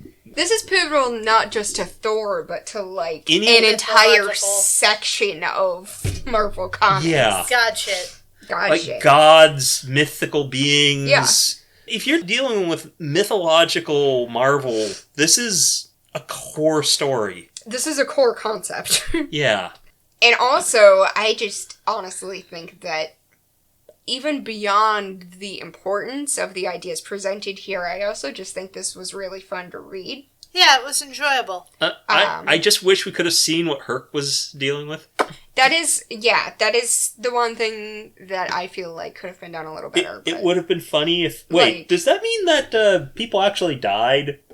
No, nobody actually died. So when they called the Valkyries, and the Valkyries took away the that was Odin tricking them. That was Odin fucking with them. Yeah. So what happened to the people who died? I don't know. In air quotes. So what happened to the people who, I guess... Everybody just ignored that they were at the Rager? Yeah. Basically. I don't know. That's hilarious. I don't know, man. I don't know what to tell you. It's not perfect, but it is very good, especially compared to what we're dealing with the last issue. The bullshit. Yeah, you can see why I called this a palate cleanser. Steve Englehart, come please write for the main book. It's like you're auditioning for it or something. He does get a turn at the wheel sometimes. I think we actually have read a couple core. Is he good? Thor issues. Is he actually Steve. good in general? I don't know. Wait and see. Or look him up. So that's all I have for Thor. That was a lot. That took a lot longer than I thought it was going to take. This is like 2 hours. This is like 2 hours. Somehow taking a football special's length of time without the football special. I'm so sorry, because it really wasn't that much information. I don't know why. Look, traditionally, Thor isn't very information dense. Yeah, that's true. This is not that case. Well, luckily our last one with X-Men is kind of short. Well, we've got you here. This is going to be a long one, so hopefully let's get it'll through cut this down quick. some. Hit the buttons, like, subscribe, hit the motherfucking bell button. Comment down below if you like our old music better. We're over on Coffee if you want to throw us a few bucks. Join us over on Discord. We include a link down below every time we put out an episode. Every day. Every day. That said, come on. We're going to continue on to the X-Men half of the show. Woo! Woo! We're changing lanes. Hello. Because we want to win a Columbia 10-speed Formula 10 racer. Do you guys want to tell me what happened last time on X-Men? Things happened. A lot of things happened, actually. A lot of things happened. So... Magneto threatened the world. Well, yes. You're skipping an issue. Yes, well, because the first issue wasn't really, super exciting and important, but, so Professor X kind of came to the correct conclusion that Magneto was up to some bullshit, so he sent the X-Men to go investigate the, abandoned volcano base. It turns out it wasn't quite as abandoned as... Also... Kitty had designed herself a new outfit, and it was really terrible. And then she got in trouble for designing herself an outfit, first of all. And she's not worthy of an outfit yet. No. She's a student. She has to wear the uniform, okay? She only gets a special outfit when she graduates. So, so that happened, and then she also snuck onto the Blackbird to go with them on the mission. Keep her away from the Blackbird. You know what happened the last time she was near that thing. And she's not supposed to go on the mission because she's a baby. But she snuck on and went with them. And so they went to investigate the former volcano base.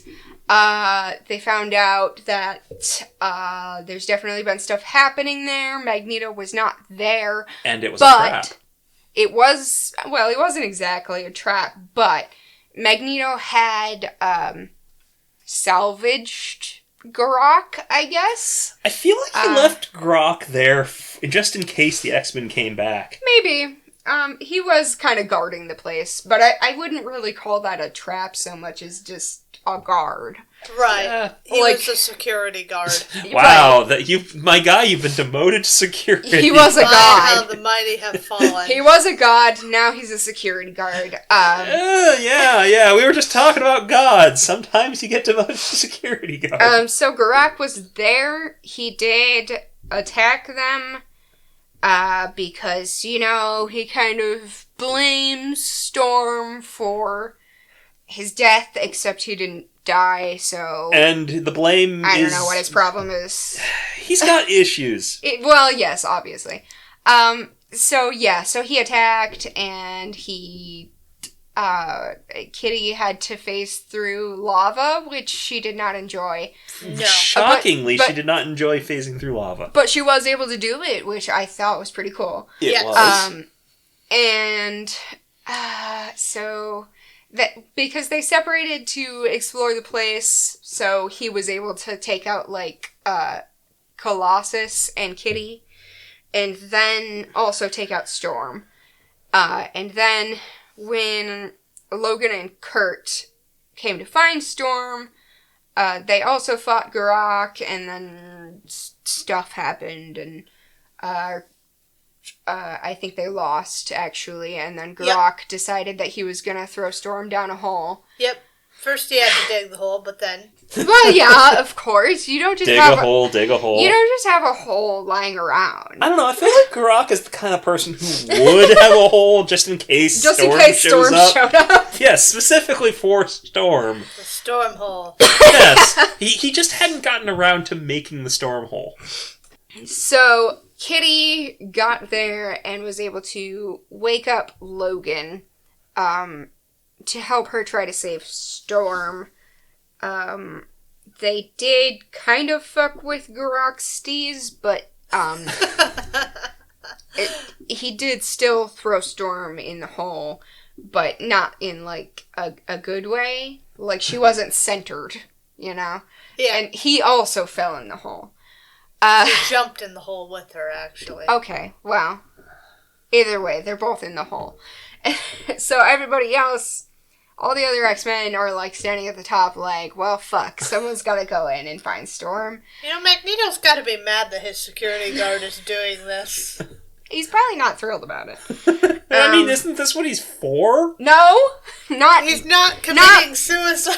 Not for putting a fucking hole in the middle of his volcano base and then committing suicide. Okay, that may not be. With intruders still in the base, mind you.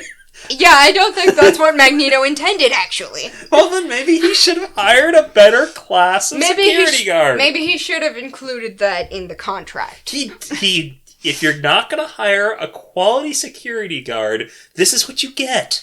You get He put up an ad, but nobody has newspapers in the Savage Land, so Garak was the only one who answered. I mean, it's worse than that. He put it online.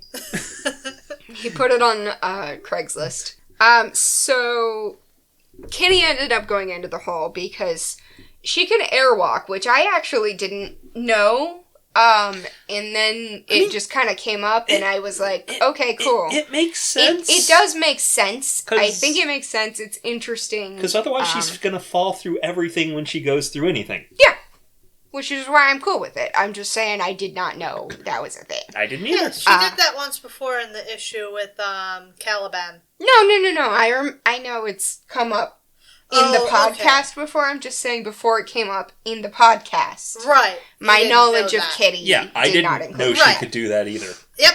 Okay. It makes sense, because otherwise how does she go through things without falling through the world? Right. But so she airwalked down into the hole by herself, which is a great idea because she's like 14.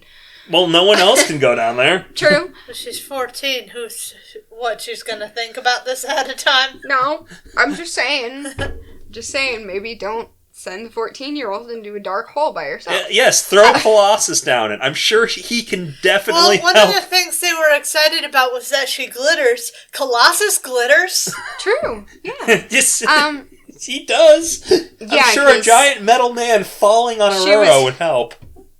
That would definitely help the situation. Mm-hmm. So she did find Storm, who had, landed on, a ledge, because I guess Garak did not dig this hole evenly. He's not good at his job, is what we're saying. What we're saying is he's not good at digging holes. Yes. Which isn't actually his job, now It's that I think about it. It's not. In fact, it's explicitly established that's not part of his job.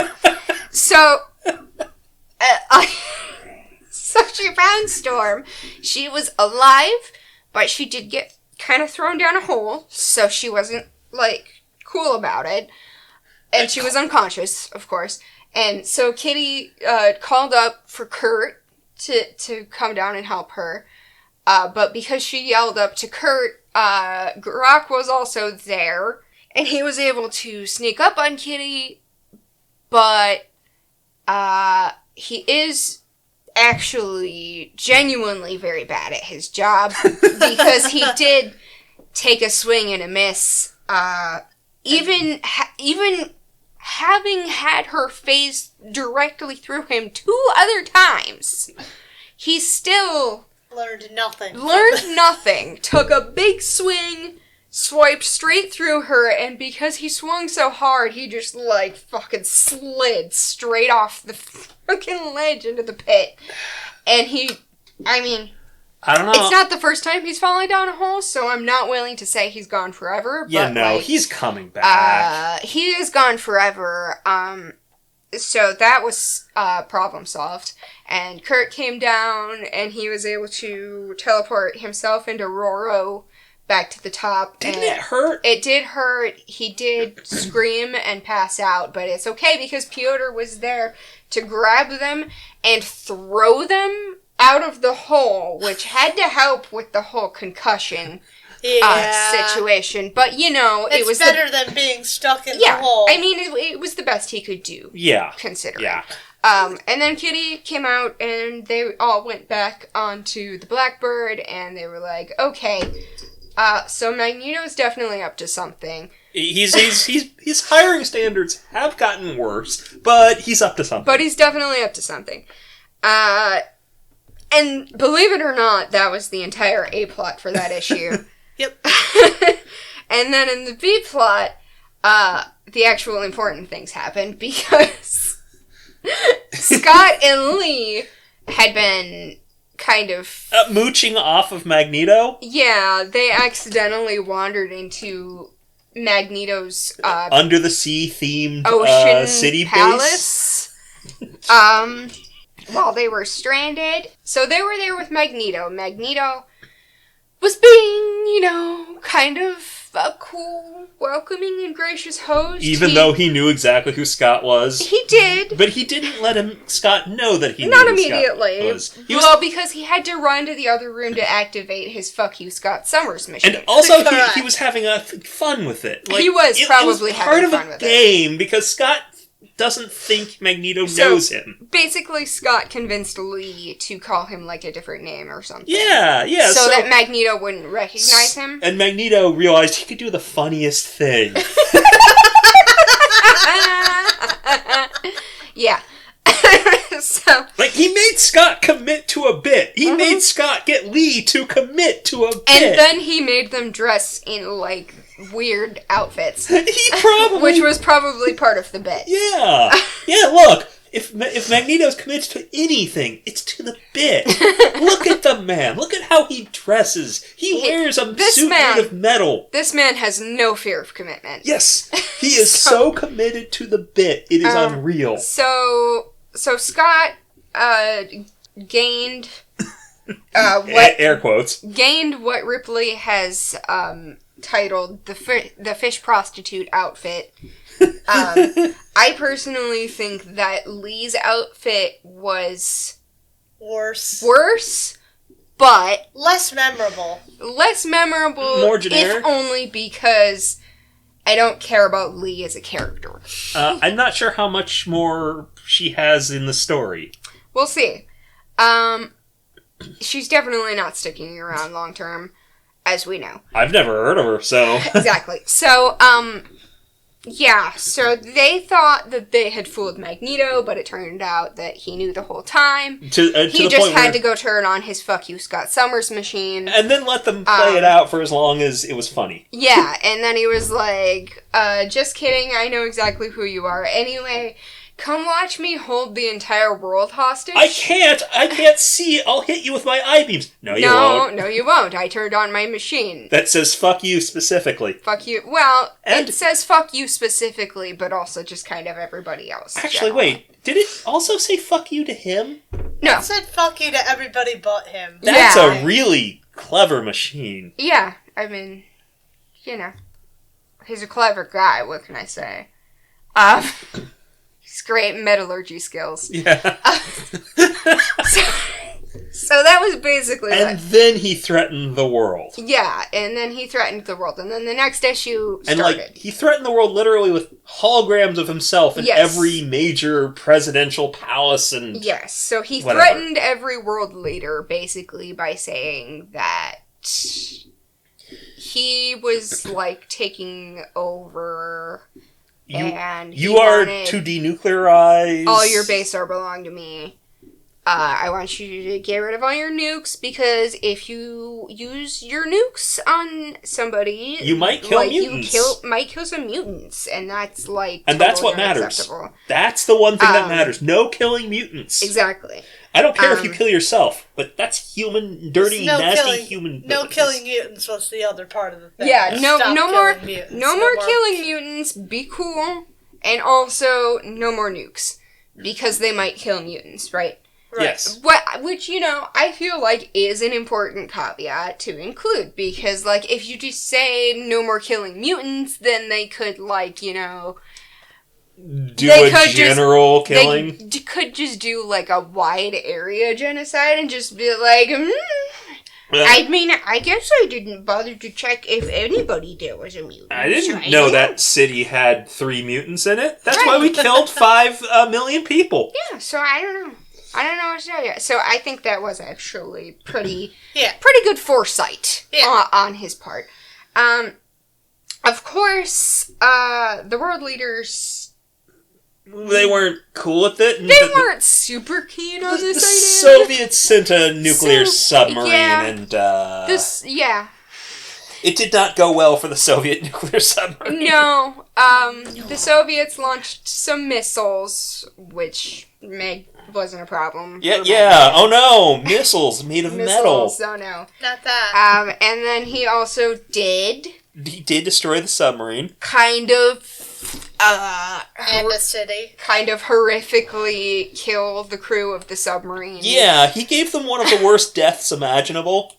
A death only befitting billionaires trying to explore the Titanic. I'm sorry. That was a little too dark. Sorry. No, that's perfect. What is it, the point where... I don't know. Biology becomes physics. It's been a while. But it's still funny as hell. It's very funny to talk about, but I feel like it's one thing to make jokes about it, and another thing to explicitly say that the people on this sub deserve to die. Which is what I just did. Sorry. I'm like, really, I don't know. You're like punch drunk without the punch I'm or punchy. the drunk. So, the submarine... I like that he also... It sank, and then he also did attack a Soviet city and kind of destroy that. I like that he spoke Russian. He did, but he did it with a volcano?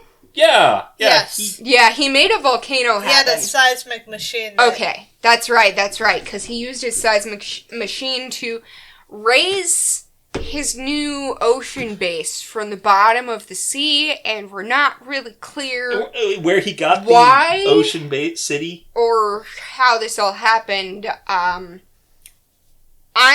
still kind of assuming that's going to come up at some point, but it didn't in that issue, so I'm a little bit less sure that it's going to ever come up. I wouldn't be surprised if it never came up again. So, I wouldn't be surprised either way, honestly. So, So he caused a volcano that did destroy a Soviet city, but it was very slow. And he gave them warning? Yeah, he gave them a warning. Next time, it no was warning. Slow, so they did have time to, evacuate, or at least pretend that they were going to evacuate. I don't know. Did anyone actually die? I think they said no one died. Oh, cool. But he did say Good that for next them. time he would not be so kind. Yes. Well, yeah, because that's what you say when you're a supervillain. This is how you educate a government that you are now in charge. That's directly in the supervillain supervillain playbook. You know, that's just what you do, and that's the exact way that you say it. Okay. So it's in the supervillain style guide. Yes, exactly. So, Scott and Lee weren't super thrilled about that. And then Magneto looked at Scott and was like, hey, where's your girlfriend, by the way? Now seems like a good time to ask about that. As if he wasn't done kicking the poor guy while he was down. He asked where his girlfriend was. So then Scott explained what happened to Jean, and then Magneto was, expressed remorse. He changed his tune immediately. Oh, yeah. Complete code switch. Because it's the death of a mutant. Yes.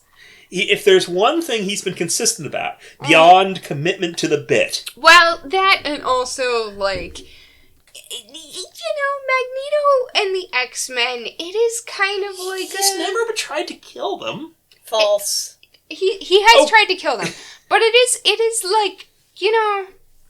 Even when he had them captive, he just put them in the baby machine. Yeah. I mean, arguably is a fate worse than that, but He doesn't really want them dead at this point. All I'm saying is that there is kind of a begrudging mutual respect, right? He doesn't want them dead. Yes. He wants them to see his point of view. Exactly. When you're arguing with a different flavor of liberal... you don't want to kill them. Because that's all this is. Usually. This is the disagreement leftist between... infighting. Yes. This is leftist infighting that sometimes involves taking over the world. When someone... Magneto and the Brotherhood of Evil Mutants sending hate mail, kill yourself. Yeah, KYS. If someone says to me, I'm gonna vote third party because Biden is, just as bad.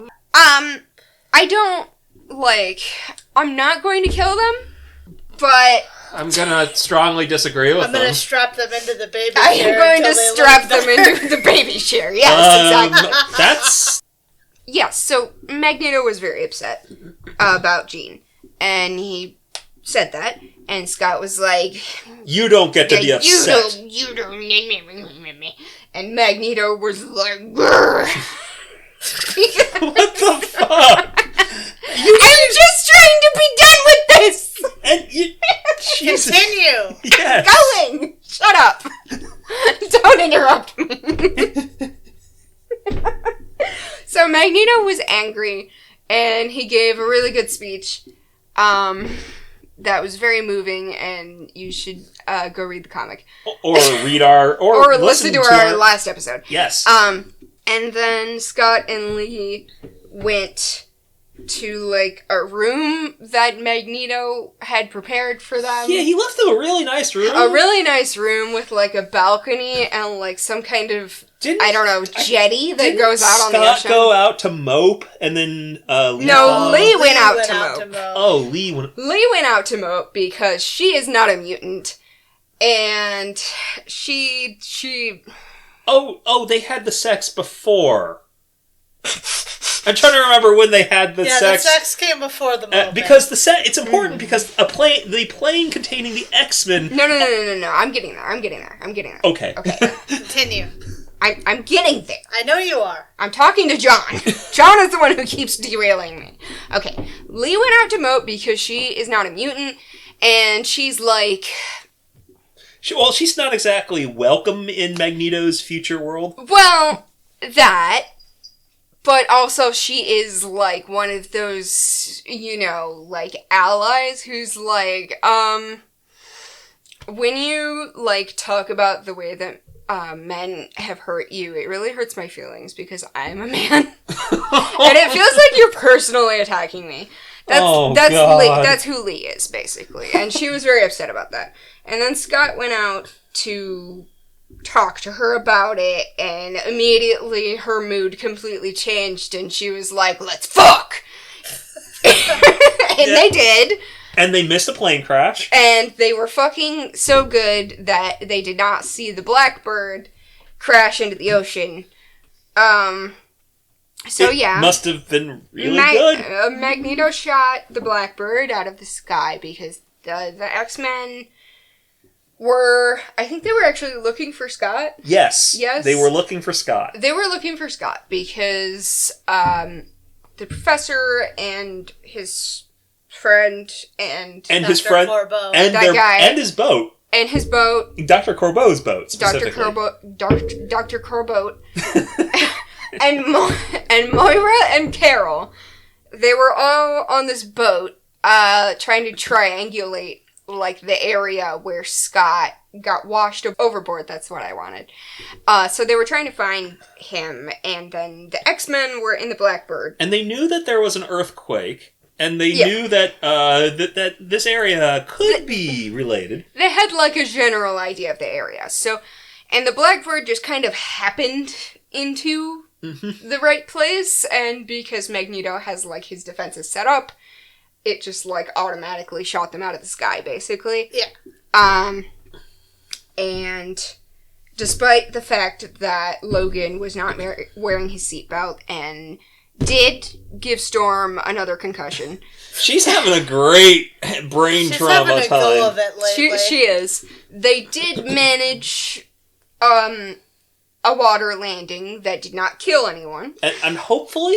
But I suspected that Logan did not learn that he's wearing a seatbelt for other people's safety, not his own. He is a man-shaped bag of knives, okay? Uh-huh. He needs to be wearing a seatbelt. So they made a water landing, the Blackbird sank into the ocean, but they had, like, rebreathers that they could put on, except they only had 4. But don't worry, Colossus doesn't need to breathe. When he's in his metal form. Metal Colossus doesn't need to breathe. Oh no, what's that? He's turning into Flesh Colossus now. Flesh Piotr has to breathe. So he starts to drown. And he panics. He drowns harder. And drowns faster. And then Lee did not fall asleep after the sex. Apparently, the sex was not enough to free her of whatever demons. So she put on her sexy pajamas and walked out onto the dock, and she saw something in the water, so she walked closer, and then Logan grabbed her and threw her in the ocean for no reason. Yeah, that was weird. That was weird, right? It was completely unnecessary. Like, at first I was like, okay, maybe he's using, like, her leg as a handhold to pull himself up, but that doesn't make any sense. There was no reason he had to do that. I thought he was going to kill her. Just on instinct alone. He's like, I've been half drowned. I need to get out of the water. I'm having like a very bad day. I'm like a wet cat, and there's a person in front of me, and I'm just gonna... So yeah, he did pull Lee into the ocean. She was fine. She can swim. She's a sailor. She better be able to. One would hope. Exactly. And then the other X-Men, they all crawled out of the water. They started doing chest compressions on Flesh Piotr. They did, and it was actually very well done. I did note, because that's important. Someone actually knew how CPR works. Yeah. In the art department. Yes, exactly. And Lee was like, "Hey, I know Scott, so don't kill me." I'm actually an ally. I'm on your side. And they were like, "Okay, cool." And so Piotr wasn't dead anymore.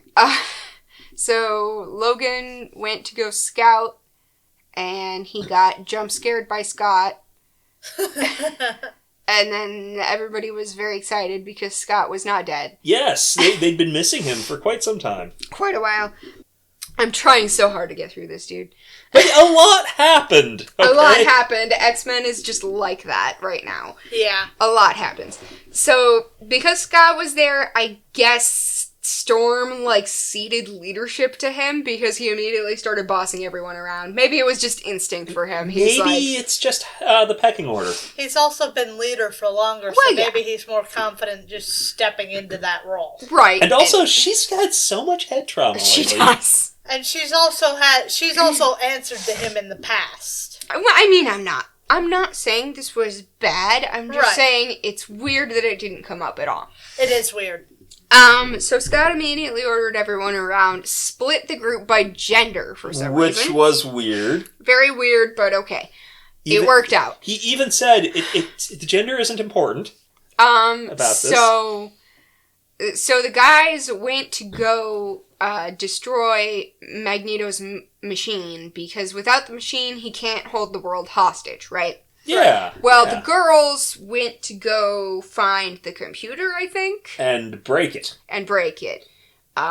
Kitty thought she could just do something if she could find the books. Kitty knowing things about computers is so funny to me, because it does kind of feel like that. We're millennials, right? So we all kind of grew up with that thing where, our parents and stuff think we know a lot about computers, and then we just go in and hit, Control-Alt-Delete. Or look it up on Google. Yes, exactly. That's kind of how it feels when they have Kitty do computer stuff, because she's the youngest. So Kitty was not able to figure out the computer. It feels like this meme is older than we thought. I don't know. So, Kitty was not able to figure out the computer, but in the process of doing that, Storm did happen to find Magneto's bedroom and did kind of contemplate slitting his throat a little bit. And if Just a little bit. Just a little bit. I mean, more than a little bit. She almost went and did it. She did almost do it, because she... You know... Because one life... Taking one life versus sparing all the lives. Problem. Yes, exactly. She was suddenly in control of the trolley. It was a very difficult moment for her. But she did. She grappled with that a little too long, and Magneto did wake up. And pull his metal armor onto him. And he pulled his metal armor onto him, which was very cool. Yes. And he did also throw her out a window, which was less cool. True. Because she didn't have her powers at that point. Yeah. None of them did. None of them had their powers, except Wolverine still had his claws. Because that's part of his body. Yeah, I'm wondering... Wolverine had his claws, Kurt had his tail. So Magneto woke up. That was bad. The boys, through some shenanigans and some very flirtatious interactions between Logan and Kurt, It was, undeniably. did manage to destroy the supports of the machine, so it fell down into the hole. But then Magneto showed up and just made that He not undid happen. it. He undid it. He just, hit the rewind button on that one. And then he was like, oh, right, because after Magneto woke up, he was going to go after the other X-Men, but then Charles psychically attacked him. From the astral plane! From somewhere else on the ocean. Yep. Just managed to find him somehow. So they had a little psychic battle. And Magneto did also make his chair float off of the boat. Yeah, he yoinked him into his mutant dead zone. So Magneto undid destroying the machine. And then he was like, hey, I have Lee and Xavier and Kitty held hostage, so cool it. And all the guys were like, okay. So he captured all of them. But Storm was alive. She had caught on a spike, and she crawled in the window and threw a chair at the computer, which is probably what they should have done in the first place. Probably, and that turned the powers back on. So Scott was able to free them, and they started fighting, but Scott sent Kitty to go fuck up Magneto's computer. The other computer. Not the memory banks. It's the same computer. They needed to break it harder. Yeah, they needed to break a different part of it. Yep. So Kitty went to do that, while everyone else fought Magneto, and it was a whole thing. We're not gonna get into the whole thing. We don't need to get... No. What? We don't? We do not. We've been doing this for 30 minutes already, okay? So the fight happened, and then Magneto realized that something was happening to his computer, so he went and he found Kitty, and he electrocuted her because he can do that now. Then he surrendered. He has electricity. He killed a mutant. A mutant child. He killed a mutant child. He was so angry. Shut up. He was so angry that he did that. He did that, and then it kind of brought him back to his what am I doing? His right mind and his moral. He realized he committed too hard to the bit, and he felt really bad. And then Storm showed up, and she was gonna kill his ass, but because he felt bad about it, she was like, "Give me my kid and fuck off." So he did that, and then he was gone, and it was fine. And the X-Men had a beach party. Yep. A+.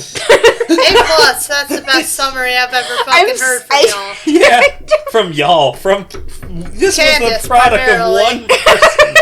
I could never have done that. I'm trying so hard to drive this forward. You did well, man. You did more than you had to. Oh my God. I did way more than I had to. But you know how sometimes I get very caught up on details. Yep.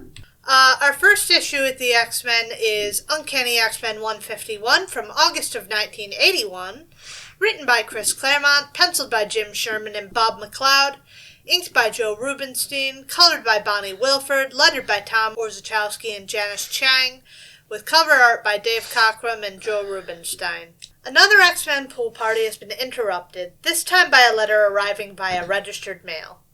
Kitty's parents are pulling her from the school. The news is shocking to the X-Men, who'd all come to love and trust the youngster, but her parents want her to go to school with kids her own age. Fair enough. Yeah. She's literally the only student. Yeah. On hearing that Charles won't step in to try and stop them, the room erupts into chaos as Kitty runs out, indeed through several of the X-Men, falling.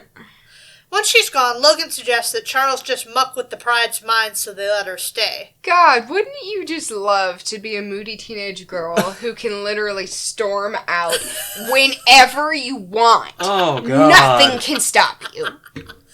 But Charles has sworn off such behavior. Sure. Even if he cops to having done it in the past, he's trying to do things the right way these days. Right. For now.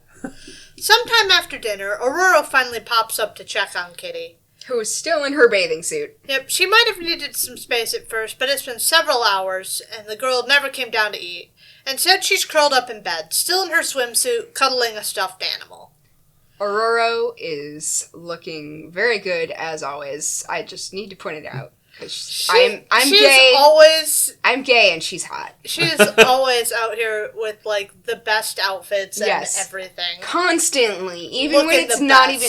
Like, there's no point. Who are you looking this good for? For herself! Just herself. Obviously it's for her! And I love that for her, and she's hot, okay? That's all I have to say. You're not wrong. At first, Kitty claims to want to be left alone, but that doesn't last long. It's mere moments before she vents her frustration over having to leave when she's happy here. And what's worse is that the school she'll be going to instead is the Massachusetts Academy, Emma Frost's school. Ah, so her parents have had their minds fucked with. Okay. It's enough to leave Ororo visibly shaken, remembering her time undergoing Emma's psychic tortures. Non-consensual BDSM torture, in fact. Mm-hmm. The X-Men assumed she died in battle with the Phoenix, but if that's not the case, the situation just got more serious. I'm sorry they didn't bother to look into that? Apparently not. I guess they did kind of have to get the fuck out of there. I guess they don't have, like, Google or anything. And, so. Most people die when they're dealing with the Phoenix. Most people die when they're killed. Yeah, the Phoenix killed the star system. Okay. I think, I'm sorry. Continue. They're all good. She notes to herself that they're going to have to psychically check out the Prides to make sure this is on the level. Though Kitty's convinced her parents don't even care for her at this point. Wow, because she's a teenager. That's enough to make Ororo chide her for being selfish about her parents' divorce. It doesn't last long as she thinks about the deaths of her own parents, and soon she's holding the youngster, comforting her in this time of pain, and promising not to stop loving her so long as she's alive. I love them. Oh, I love them! Oh, that's sweet. That's actually touching. Beyond that, there's not a ton to be done about it. The Prides are in fact in their right minds, and no amount of pleading from Kitty has made them change those minds. So early Monday morning, the X-Men gather on the front porch to see her off. Not that Kitty intends to be gone forever, she still wants to visit whenever possible. One by one, the girl bids the X-Men goodbye. Everyone gets a kiss on the cheek. Professor, Scott, Kurt, and Logan. But Piotr gets a big old kiss on the lips after a promise to write letters. Oh boy. Even if it doesn't come easily to him. Scott is about ready to take her off to her new school when Ororo arrives by the sky, not to see her off, but instead offering to drive. As the Rolls pulls out of the driveway, Kitty sheds a single tear, desperately afraid that this will be the last she sees of her new friends. As they near Snow Valley, Massachusetts, Pride's nerves and frustration both seem to be growing. This whole area is Emma's turf, and what makes Kitty even angrier about she and her associates is that they're rich enough that all their misdeeds are just for fun. By the time they pull in the driveway of the Massachusetts Academy, Kitty's mood is already sour. You know, I see jokes on the internet about how the X-Men are the school goths or the band kids to the Avengers normies and jocks, but Kit Kat starts going on about how preppy the student body are, so the jokes might be onto something this time. Oh, no. I think that's pretty accurate, especially given how the X-Men are very strongly queer-coded. But I did want to question the fact that Ororo is driving her the entire way there. Yes. Like, how far is it? Massachusetts. How far is Massachusetts from New York? It really depends. It's a ways. It's a drive. I mean, I guess they have that kind of relationship. Fine. It just seems weird. It is a little weird. Ororo escorts the girl inside the building, and quickly a staff member escorts Kitty off to get her settled, leaving Storm alone with her nerves. And looking fantastic again. She's got a bad feeling about this, expecting an attack. She tries to talk herself out of the notion, but she should have trusted her instincts. Moments later, Emma Frost emerges, more dressed than we have ever seen her. Yeah, well, I mean, she is in a school, so props to her for putting on something. And a moment later, Aurora's world goes white. Oof. Once Kitty's settled, she returns to the lounge, attempting to one more time to convince Ororo to bring her back home, but it's a no-go. That's not up to her. Instead, Ororo hugs the girl close, reassuring her that she's only a call away. The moment can't last forever, though, and eventually Kitty's orientation advisor, Muffy, not that Muffy, catches up with her, and it's time to part ways. The Rolls-Royce cruises along the mountain roads leading out of Snow Valley when suddenly it pulls off for a moment of self-indulgence for the driver, a smirky little smile on her face. She risks alerting Katie, but she thinks she's earned this. Proudly, she raises her hands to the sky and recites some Shakespeare, calling a storm to rise. A clear blue sky turns to stormy weather within moments. At a gesture, a crash of lightning. At her slightest whims, the wind takes her high into the air, sailing on its currents. With a casual swoop, the rainstorm turns to snow, burying the rolls. Okay. It takes her a while to rein the storm back in check. She hadn't realized what a toll it took to keep this under control. After clearing up the weather, clothes tattered and torn by the wind, she tucks herself back into the rolls, wrapping a fur cape around her shoulders and her lips around a cigarette. What she just... Okay, sex metaphor achieved. Only once she's got a smoke going does Storm dial up a number on the car phone, reaching one Sebastian Shaw.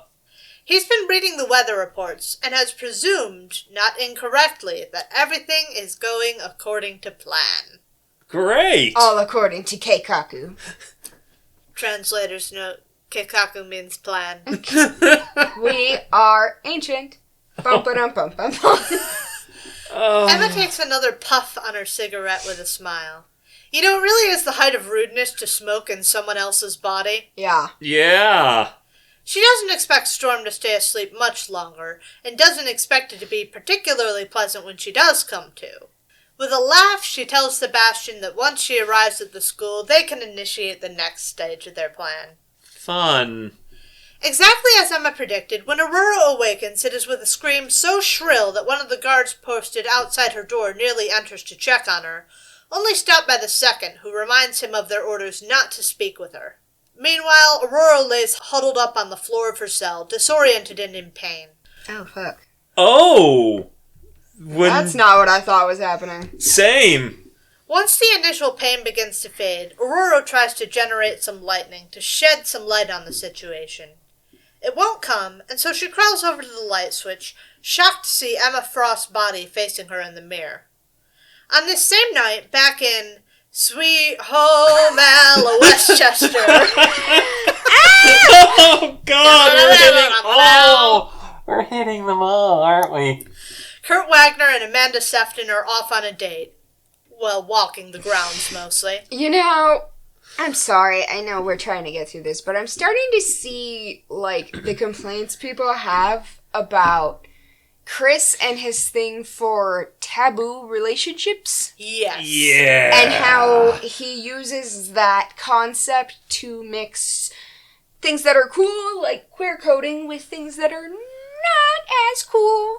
Yeah. Where's the line, Chris? Apparently there isn't one. There isn't one. It's all the same to him, baby, and that's not great. Anyway, go on. Anyway, both these folks live busy lives, and they haven't managed to see each other in several months. So now the pair walk along the lakeshore at the school, stealing kisses under the moonlight. That's when suddenly beams! Beams will get you every time, man. Motherfucking beams. I told you. Out of nowhere, the energy beams come crashing in. The first missing them by just a hair, the second catching Nightcrawler full in the gut. Amanda completely ignores the massive sentinel touching down to capture Kurt, though it has noticed her, deeming her anomalous and also in need of study. Oh, fun. She's too desperate to get to Kurt's side. Luckily for her, an optic blast rips across the grounds from one of the upper windows of the mansions, Hell yeah. blashing the sentinel down in the lake. Due to the telepathic rapport Charles keeps with his X-Men, the rest are already prepared to respond, with Logan already on the scene. Constant vigilance. So that means Chuck is just kind of watching the makeouts? He just gets to work slinging Kurt on the shoulders, but Amanda's gaze is now fixed, horrified on the lake. While at first the sentinel stood alone, now more of its brethren rise out of the lake, marching towards the group on the shore. That's fun. That's fun. Ugh. And what's worse, the one Scott hit was only knocked over. It wasn't actually scrap-heaped. That's new. First priority is to take Wolverine down. With his adamantium claws, he's an actual threat to the Sentinels. Still, they want him alive, and so the Sentinels ensnare both he and Amanda in their tentacles. Wolvie cuts them both free, and luckily Kurt starts fading back into consciousness fairly quickly. On the bright side, Colossus is now on the scene, and he grabs those tentacles to reel in the Sentinel for a smackdown, throwing it on its back. Logan's facial hair looks a lot more good and normal this issue. Yes. Did we not mention the part where this is Sebastian Shaw running the show on this about Sentinels? No, we mentioned it. It's come up. Yeah, it came up earlier. Mm-hmm. But when Wolverine runs up to polish it off by taking it to the thing's head, it blasts him in the face with more beams, leaving him blinded and stumbling about with nothing but his teammates to keep him safe. Goddamn beams! The beams will get you every time. Luckily, they're on it. Piotr and Cyclops do their best to protect him, Psyche from afar, where Charles serves as Logan's eyes, allowing him to stay up and fight, even in its current state. I like the idea of Scott staying back and, sniping. He's, staying back in the funny. hut, just blast. Full force. All this caught the X-Men completely off guard. They're not sure who the hell is even attacking them with these Sentinels. Stephen Lang is gone, so is Larry Trask, so is Master Mold, so what gives? Well, Larry Trask might not be gone, but he's not, Sentineling. He's not in the Sentinel business anymore. Before the men in the house can do anything more to help, one more Sentinel breaks in through the roof, gassing the men to sleep. This is the site Emma Frost drives up on, still wrapped in her cloak. Springing the attack early, though, is a cheeky attempt to ruin her infiltration as Storm, at least in the White Queen's eyes. But she still doesn't think it will actually strike pay dirt. Out in the yard, there are still several X-Men fighting. While Wolverine was definitely thrown off by the loss of Charles's help, he's still up and fighting. Meanwhile, Colossus gets rammed into the earth like a fucking tent peg. No! He's fine. He'll be okay. Walk it off. Yeah, if he could walk. Kurt's also now recovered enough to take on some Sentinels in his own way. By which I mean he bamfs down into the school's arsenal of real-world weapons, because they never let us quite forget that they have that. And he pulls out some fucking C4. Plastique. Yeah. Once there, he grabs an armful of plastique, next porting from one of the Sentinel's legs to another, and then a third. And then, even as Wolvie and Amanda continue fleeing into the woods, the explosives all detonate, shredding the legs of the Sentinels. I like how they just have a box of C4 in their basement. I mean, you can. That's the point of it. It's basically stable without the electrical charge. Yeah. Okay. It's for exactly that purpose. Just a normal school thing. Yes. That's what schools have. Don't you know? I do know. I work at a school. Don't give the teachers guns, but do give them plastic. Yes. And make sure they also have a room that could kill the students if they don't dodge properly. And then... That's just gym class. And then, finally, in swoops Storm. Or Storm. Air quotes. Finishing off the last Sentinel brashly with a bolt of lightning. The others aren't particularly grateful for the save. To keep Amanda safe, Wolverine took the brunt of the explosion of the Sentinel, and now he's hurt. He'll get better. Mm-hmm. Ororo first convinces Colossus to become Flesh Piotr once more before giving the whole lot of X-Men, plus Amanda, a jolt of lightning until they're unconscious. Electrocuting them to death. To unconsciousness. Meanwhile, in Emma's body, Storm kneels at the door of her cell, fingers deftly working her lockpicks, even despite Emma's body's lack of practice. But as soon as she opens the door, the barrage of thoughts assaults her, and Ororo cries out once more. With that, the bodyguards dash towards the screen, where they find Storm curled up on the ground, clutching her head just outside the door. Of course, Emma took the time to change into a sexy outfit before she did a body swap. The guards pick her up to shove her back in the cell, but desperate to avoid the onslaught, she manages to break free, fleeing from the school in her bare feet and nightgown, thinking back to happier times with Jean Grey. Aww. Jean mentioned how hard she had to work to maintain her psychic boundaries, and this urges Ororo to build up a wall to try to block out all of these external thoughts. I think she also grabs a rock to brain this Hellfire goon with. Yeah, it does seem that way. Yeah. That Hellfire goon is not going to have a good time. I mean, fair enough. Seemingly now free of her pursuer. Yeah, someone got a rock to the skull. Ororo returns to the school, rushing up to Kitty's room to make sure the girl was all right. Kitty, of course, frightened by the sudden appearance of the White Queen, dives for the floor. When Ororo tries to stop her, she accidentally brain blasts the girl straight to unconsciousness at the very least. Rip. And on that, we close the issue. Woo! How would you rate that? Woo! I liked it, honestly. Exciting. 4, Sure. How do you think CMRO rated it? 4. 3, 2, 1, blast off. 3.62. So not bad. Okay. Next up is Uncanny X-Men 152 from September of 1981, written by Chris Claremont, penciled by Bob McLeod, inked by Joe Rubinstein, colored by Don Warfield, lettered by Janice Chang, with a cover also by Bob McLeod. I love the cover. I have seen this cover when I've gone to get clips for the video, and I found it very confusing, but now it is less confusing. It makes a lot more sense. Yes, indeed. A car races down the street with Emma Storm in hot pursuit, lightning blast jolting all around the car as it races through winding mountain roads. Inside, Ororo, in Emma's body, clings tight to the steering wheel, desperately trying to get herself and an unconscious Kitty Pryde away from their pursuer. Oh, that's going to be confusing. Maybe it's the motion that finally shakes Kitty awake. It takes the girl a moment to fully register the situation, but once she does, she panics, facing straight through the door to escape the White Queen's clutches. Ororo tries to grab her, only for her hand to pass right through the girl. Unfortunately, distracted as she is, Ororo loses control of the car, crashing through the guardrail, much to Emma's horror. Wow, I guess saving her own body matters. Well, and also the child. Yeah, I don't think she's as precious as Magneto. No. Emma gives a damn about her. Emma gives a huge fuck. Okay, I don't know these things. Yep. Okay. Down over the embankment the car goes, flipping once before landing right side up with an explosion of flame from the gas tank. Emma, still clumsy with the use of Storm's powers, gets caught in the explosion and in a panic whirls herself away on a gust of wind.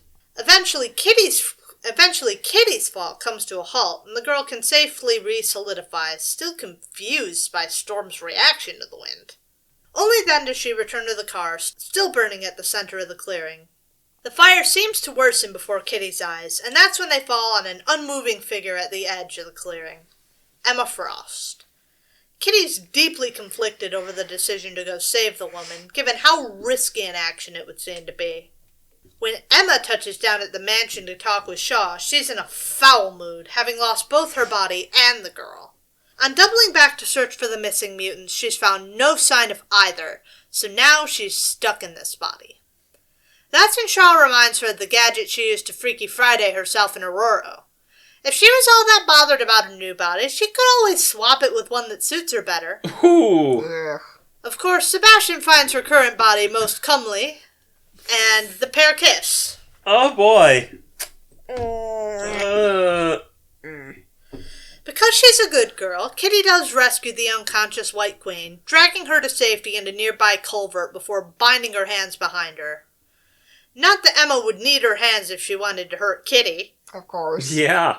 But even with Kit Kat's threats to run, we know Ororo would never intentionally hurt the girl. It's hard to regain her trust. As a telepath, Emma could find the answer to anything she could ask as a test, so Kitty refuses right up until the White Queen warns of an imminent attack on the X-Men. That's finally enough to convince the teen to release her, even if she still doesn't trust her as far as she can throw her. Still, the fact that she slipped Ororo's special knot is enough to get Kitty to wonder if maybe she isn't telling the truth. Mm-hmm. The bound X-Men and Amanda sit gathered in the living room of the X-Mansion, guarded by a whole posse of Hellfire goons, plus the miraculously recovered Harry Leland. Who somehow didn't die. What the hell? He's a hearty inhale sort. Apparently. It's all the extra padding. Yes. He just couldn't stab through the fat. Exactly. Couldn't reach the vital organs. He just kept on going. Despite all the extra torque behind it. The heroes are baffled by Ororo's face-heel turn. But when she emerges in the garb of the White Queen, the confusion only grows. The X-Men simply don't buy it. When Storm claims she had a taste for the finer things in life, Logan finally has an outburst, declaring it a crock of... That's when Leland grabs Wolvie by the suppression collar, pulling him to his feet by the throat. If Harry thought he was going to get some revenge for that night back at the Hellfire Club, he's sorely mistaken. With his feet now under him, Logan rams one adamantium kneecap right into Hairball's nerves. But Leland isn't alone, and the Hellfire Goons jump into the action, revealing that some of them are actually survivors of Wolverine's attacks at the club who have been now reinforced by bionic... They've been made bionic. Okay. You know what? I have a feeling that they're going to be reintroduced to those claws eventually. I'm accepting this. It's fine. And then they slam him right into a wall. Cool. That's gonna keep him down. Yeah. Charles begs that the pair stop, but the begging goes nowhere. The plan is that as soon as this place is scraped clean of everything they can use, the Hellfire Club will cart the lot of them away to a facility where they will stay for the rest of their lives. Huh. To do what with? Unclear. Were the guards to look outside, and some of them are, they might see Stevie Hunter's Saab rolling by the mansion. Saab as in S-A-A-B, the car. Yes. Hopefully they wouldn't see Emma sliding low in the passenger seat, and hope beyond hopefully they wouldn't see Kitty Pryde's head facing through the car door to get a better look. That might be memorable. Yeah. And Ororo chews her out for the action, something that reinforces Kitty's belief that this might actually be Ororo after all. But at her direction, Stevie drives on for a further mile down the road. That's when they pull off and all three women climb out. Stevie answered Ororo's mental call to come give them a lift, but this is the end of the line for her. Ororo gives her directions on what to do if she doesn't get back in touch, and then with a hug between Kitty and her dance teacher, they part ways. Just when Stevie's about to get back to her regular life in town, suddenly her car is ripped out from beneath her bum. That poor Saab. Sent tumbling by the swat of Sebastian Shaw and his new White Queen, demanding to know what she's doing here. Look, I know Ororo's got a large harem to choose from, but I don't know, every time Ororo and Stevie are together on a panel, it's just like, this feels right. I gotta say, the White Queen outfit does look fucking fab on her, though. It does. While back in the danger room, the Hellfire Goons and Leland continue their beatdown on Wolverine. He fights back as best as he can, even flipping one of his attackers at some point, but once Harry Leland brings his powers to bear on the mutant, Logan falls to the floor, straining against his abilities before collapsing. All this before the watching eyes of the X-Men. Except Scott. Yeah, not his eyes. Because he has the bondage mask on again. Yeah, they put the bondage mask on his head again. They're all still upstairs in the living room, forced to watch the brutal beatdown on the TV. And then Harry gloating over Logan's dead body. Dead. Uh-huh. He's definitely dead. You're very confident about that. Did you check? How many times have you done this? Well, Leland says he's dead. We can believe Leland. We can trust Leland. Because Leland's killed him before, right? Leland is very confident, and he's definitely smart enough to check. Oh, obviously. He's never failed at this before. He's never failed at this exact specific thing before. He has a great track record. Yeah. Well, you know, he's fat, so he's also lazy. God. They're all quite devastated, but for Amanda, who slowly, quietly, continues tracing sigils in the air. Yeah, because the reason that she got captured is because her mom is like a demon or something. Right. Basically. Outside, Kitty and Ororo crouch in the bushes, searching for a way in that won't trigger alarms. They settle on the surface entrance to the hangar, but there's a problem. It's locked. Sure, Kitty can get in and Ororo can't, and she's the one who knows how to use the lockpicks to get in. Right. After a moment's considering options, Ororo reaches out with her mind, clumsily establishing a telepathic rapport between them, and then Kitty heads off into the school once more, allowing Ororo to continue guiding her through picking the lock. Ooh. Suddenly, a wild gust of wind sweeps Ororo off her feet, for Sebastian Shaw and the White Queen have finally caught up with her. Or at least it seems they have. Because for a moment, they don't even recognize who they have. Oh my god. But the breeze flings her straight into Shaw's arms. Luckily, though, before the pair can act, the surface hatch suddenly swings to life, knocking everyone off balance and allowing Ororo to dive through the now open hatch, right before Kitty hammers the emergency close button. They've made it inside, but Shaw asks Emma for a lightning bolt to charge himself up with. Oh. I'm not sure I see how that works, but okay. Point of the matter is he's going to rip the damn hatch out of the ground if that's what it takes to follow them. Kitty Pryde sprints from the hangar back to the house, like she only has once before, slipping through its walls like a phantom. Still, she solidifies long enough that when one hand reaches out from the darkness, it's able to cover her mouth and prevent a scream. It seems Wolverine didn't go down nearly as easily as Harry Leland wanted them to think. It's the super dead guy. Yeah, look, he's not dead. Again. His death was merely an illusion cast by one of Amanda's spells.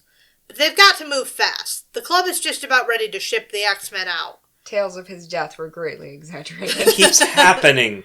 It's now or never, but he's got a plan. The next thing any of the X-Men know, Kitty Pryde is gliding through the lot of them, deactivating the electronics in their cuffs and collars as she goes. Just like that, the heroes are free and on their feet. Terms and conditions only valid where they apply. I do like that detail of her powers. It's interesting, because, it reminds me of the way that, if you hold a magnet up to, a floppy disk, it erases it. Yeah. It's kind of like that. Yeah. That's probably on purpose. Yeah. With his patented ground pound attack, Colossus... It's been a while. It's been a minute since we busted out the patented ground pound attack. Happy to see an old friend. Colossus knocks Leland off his feet, and then Nightcrawler ports atop him to just knock Butterball out of the fight. With the guards left to take care of, the fight is done within moments, leaving just one more of the enhanced Hellfire guards, Cole, left to deal with. Oh, he's got a name. That means he's important. Wolverine slashes his gun in two, and then it's just a few good moves to slam him up against the wall. Cole begs for death since he can't have his revenge, despairing at his loss of humanity after all the surgery's done to put Humpty Dumpty back together again. Logan refuses to grant Cole his wish, though, dropping him back down on the floor once more. Ooh, that's some character growth. You love to see it. Yeah, it's definitely a change. The happy reunion is cut short when suddenly the wall comes crashing in. It's Shaw and the White Queen, here to put an end to their escape attempt, but they're going to have a hard time of it. Cyclops blasts a bank shot into Shaw's back, sending him flying into Piotr's arms, and Petey Boy just yeets him into the lake. Emma also goes in immediately throwing lightning bolts at Colossus, which is he's literally a lightning rod. It does nothing. This is not... We've literally used him to ground you before. It does nothing. She knows nothing about the people she's fighting. She knows nothing about the people she's fighting, and she also doesn't know how to use Ororo's powers. I appreciate that. Yes, honestly, I think that's really good writing. Nightcrawler then tackles the White Queen round the middle, unhappy to have to hurt a friend like this. But Frost nastily responds that she doesn't feel likewise, jolting the little fuzzball with a bolt of lightning. But that's finally enough to push the overstretched weather over the edge. Through the wide-open window flies a strong gust of wind, just part of the intense storm that's brewed over the course of the night. Shrub begins to climb the bank, heading back for the mansion, when suddenly a bolt of lightning hits him so hard he stays down. Fantastic. Beautiful. No notes. Get fucked, idiot. This has all gotten out of control, but the White Queen doesn't know how to bring things back under control. Luckily for all present, Ororo does. She fights the wind the whole way to the White Queen, laying a hand on her forehead to establish a telepathic rapport. She might not be able to stop the storm, but she can guide Emma. Em attempts to fight it, but Ororo fights her back, and that's when the weather chaos kicks into even higher gear. Oh no. Both women swept away on the very winds of the storm they fight to stop. Slowly, Emma does manage to bring it under control, but during the scuffle, Ororo relieved her of the Freaky Friday gun. Suddenly, Emma's body falls lakeward from the sky, though the X-Men know not which woman inhabits it. Which one do I shoot? The team can't reach her in time. She's just about to hit when suddenly Ororo dives down and catches her, dropping the woman on the sand so they can get back to fighting. Hell yeah. Emma might be back in her body, but that just means she knows what she's doing with her powers. She tries to give Ororo the mind fuck, but Ororo strikes back, jolting the woman with a blast of electricity powerful enough to give her the mother of all bad hair days. By the time Aurora's back down to ground, she's so full of nakedness, but also fury. Oh my god. It's been a while since anyone's been naked, you know. She has conveniently floating fabric scraps. Convenient. Mm-hmm. She's so full of fury that she goes right for the throat, ready to kill Emma for her actions. But Logan rushes over to stop her from doing something she'll regret. You know, when Logan's the voice of reason... Because it would be a real shame to waste her promise on someone like Emma. Aw. That just leaves clearing things up. They agree not to call the cops because tattling on one of them tells on both. Mm-hmm. And Emma promises, definitely without any fingers crossed, that the X-Men will never have to fear the Hellfire Club again, swearsies. How'd y'all like that? That was fun. 4. Yeah, 4. Definitely a 4. Enjoying. I'm at a 3-5. Or, actually, I'm at a 4. I like that better than the first one. Wait, does Kitty still have to go to... No. Good. How do you think CMRO liked it? 3. 3.5. Damn close, 3.68. They liked it more than the last one. Capping us off for the night, we have Uncanny X-Men 153 from October of 1981, written by Chris Claremont, penciled by Dave Cockrum, inked by Joe Rubinstein, colored by Glynis Wein, and lettered by Annette Koecki and Tom Orzechowski. Wait. That was the Freaky Friday plot that you were complaining about? Yes. You told me that. No, I was complaining about how to keep track of the names. Yeah, that part, that's okay. a mess. I realized Right. that could be an absolute mess. Yeah, Ripley was complaining about this to me while they were writing it, and I'm like, they're like, well, you know how it is, because you had to do one of these, and I'm like, no.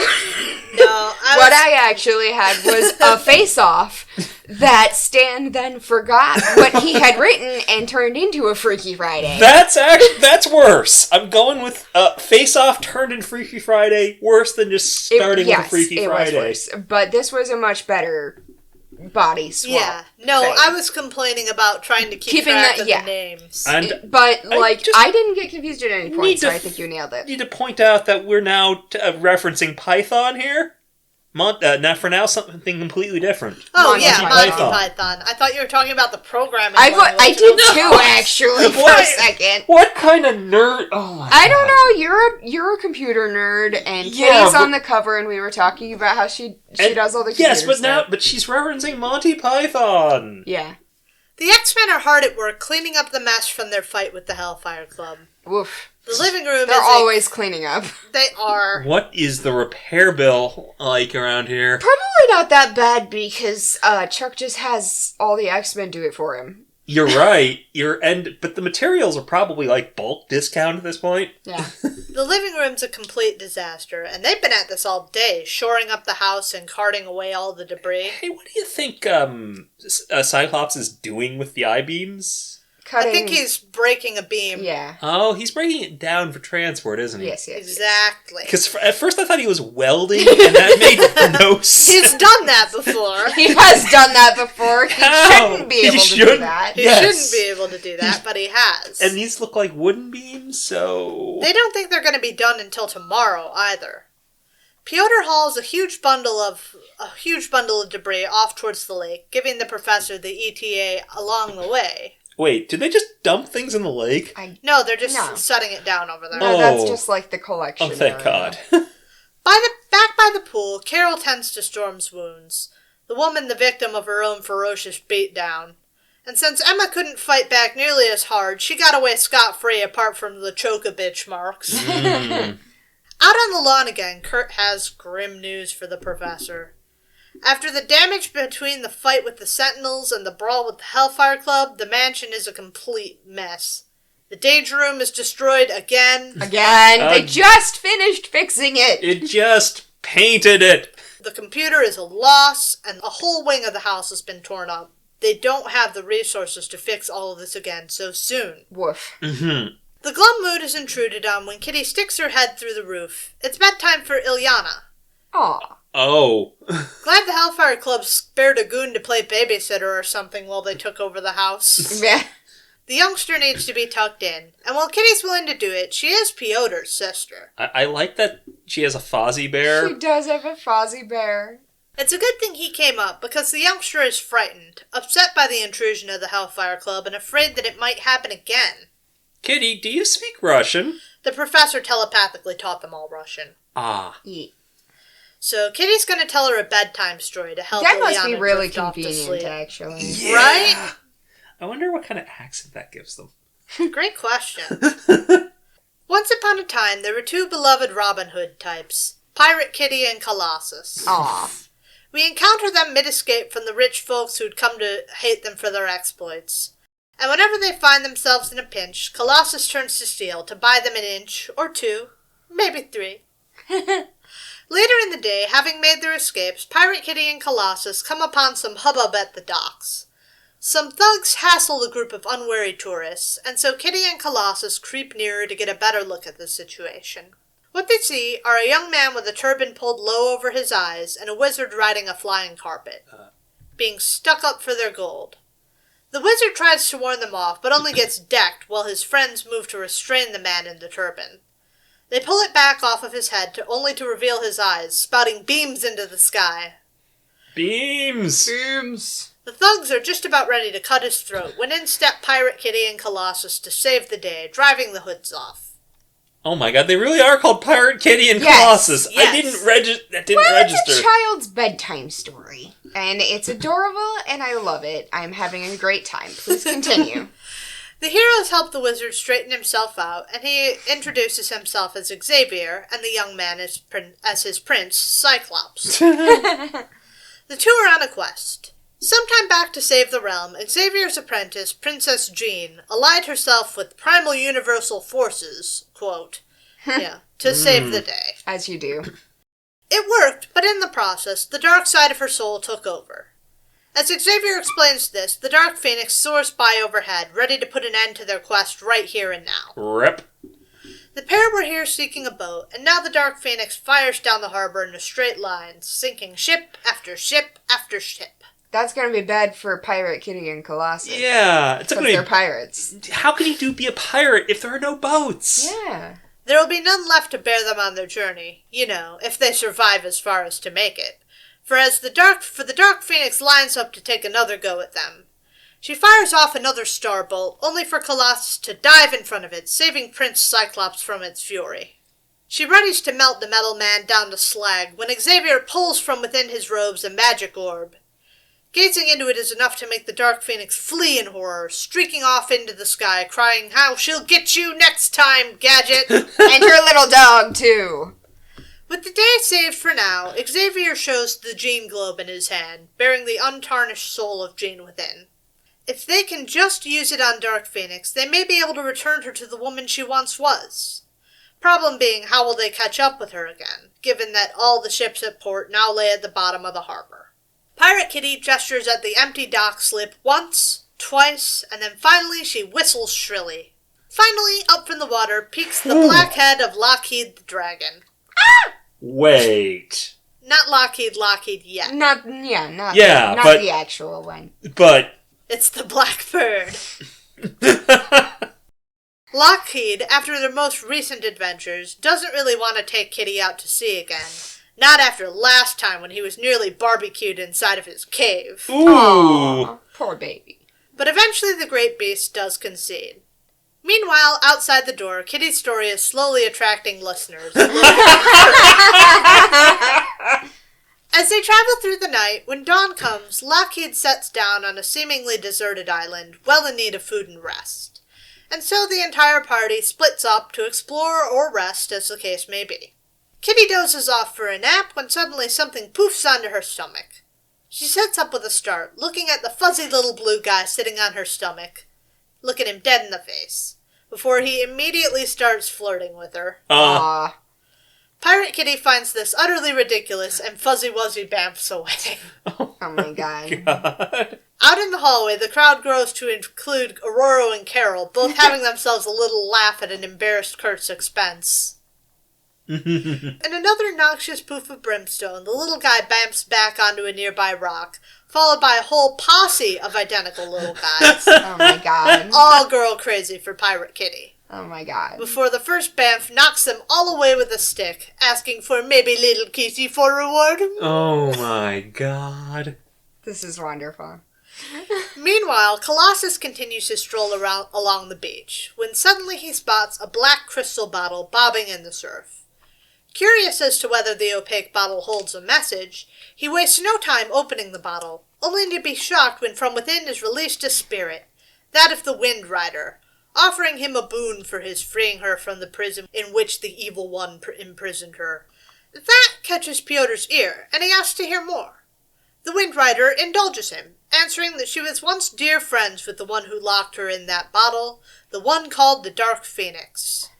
Since they're also searching for the Phoenix, Colossus offers to let the Wind Rider come along on their journey, which she gladly accepts. I'm not a huge fan of this design.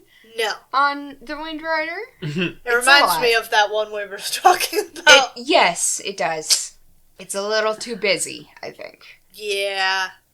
He then accompanies the Wind Rider back to the ever-growing party. But wait, we're still missing someone.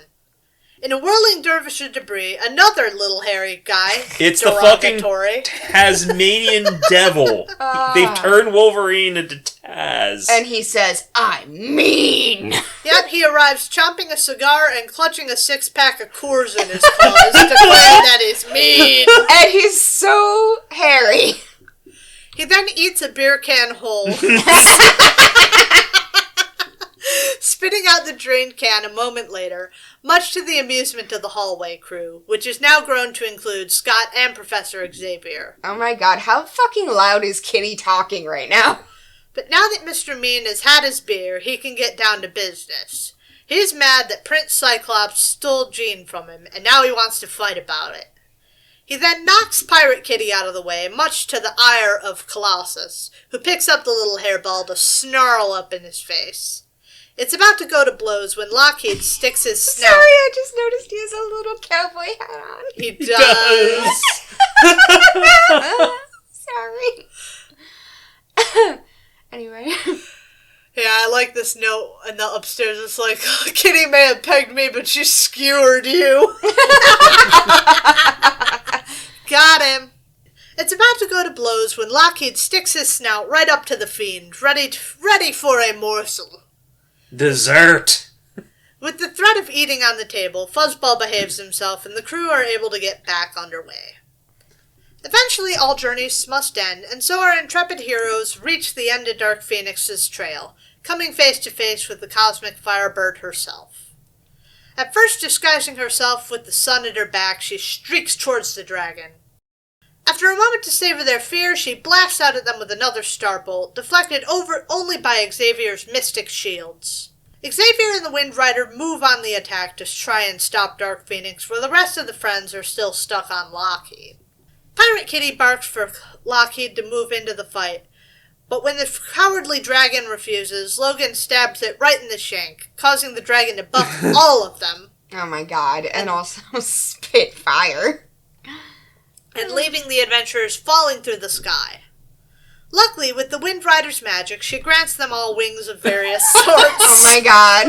Jets. Love it, love it, love it. Jets. Colossus gets jet wings, Prince Cyclops gets a helicopter chair thing, the Fiend with no name has bat wings, Pirate Kitty gets butterfly wings, and the Bamf gets cute little fairy wings. All able to fly now, they charge into battle, led by an unwilling man. Lockheed tail swats the Fiend straight into Dark Phoenix for stabbing him.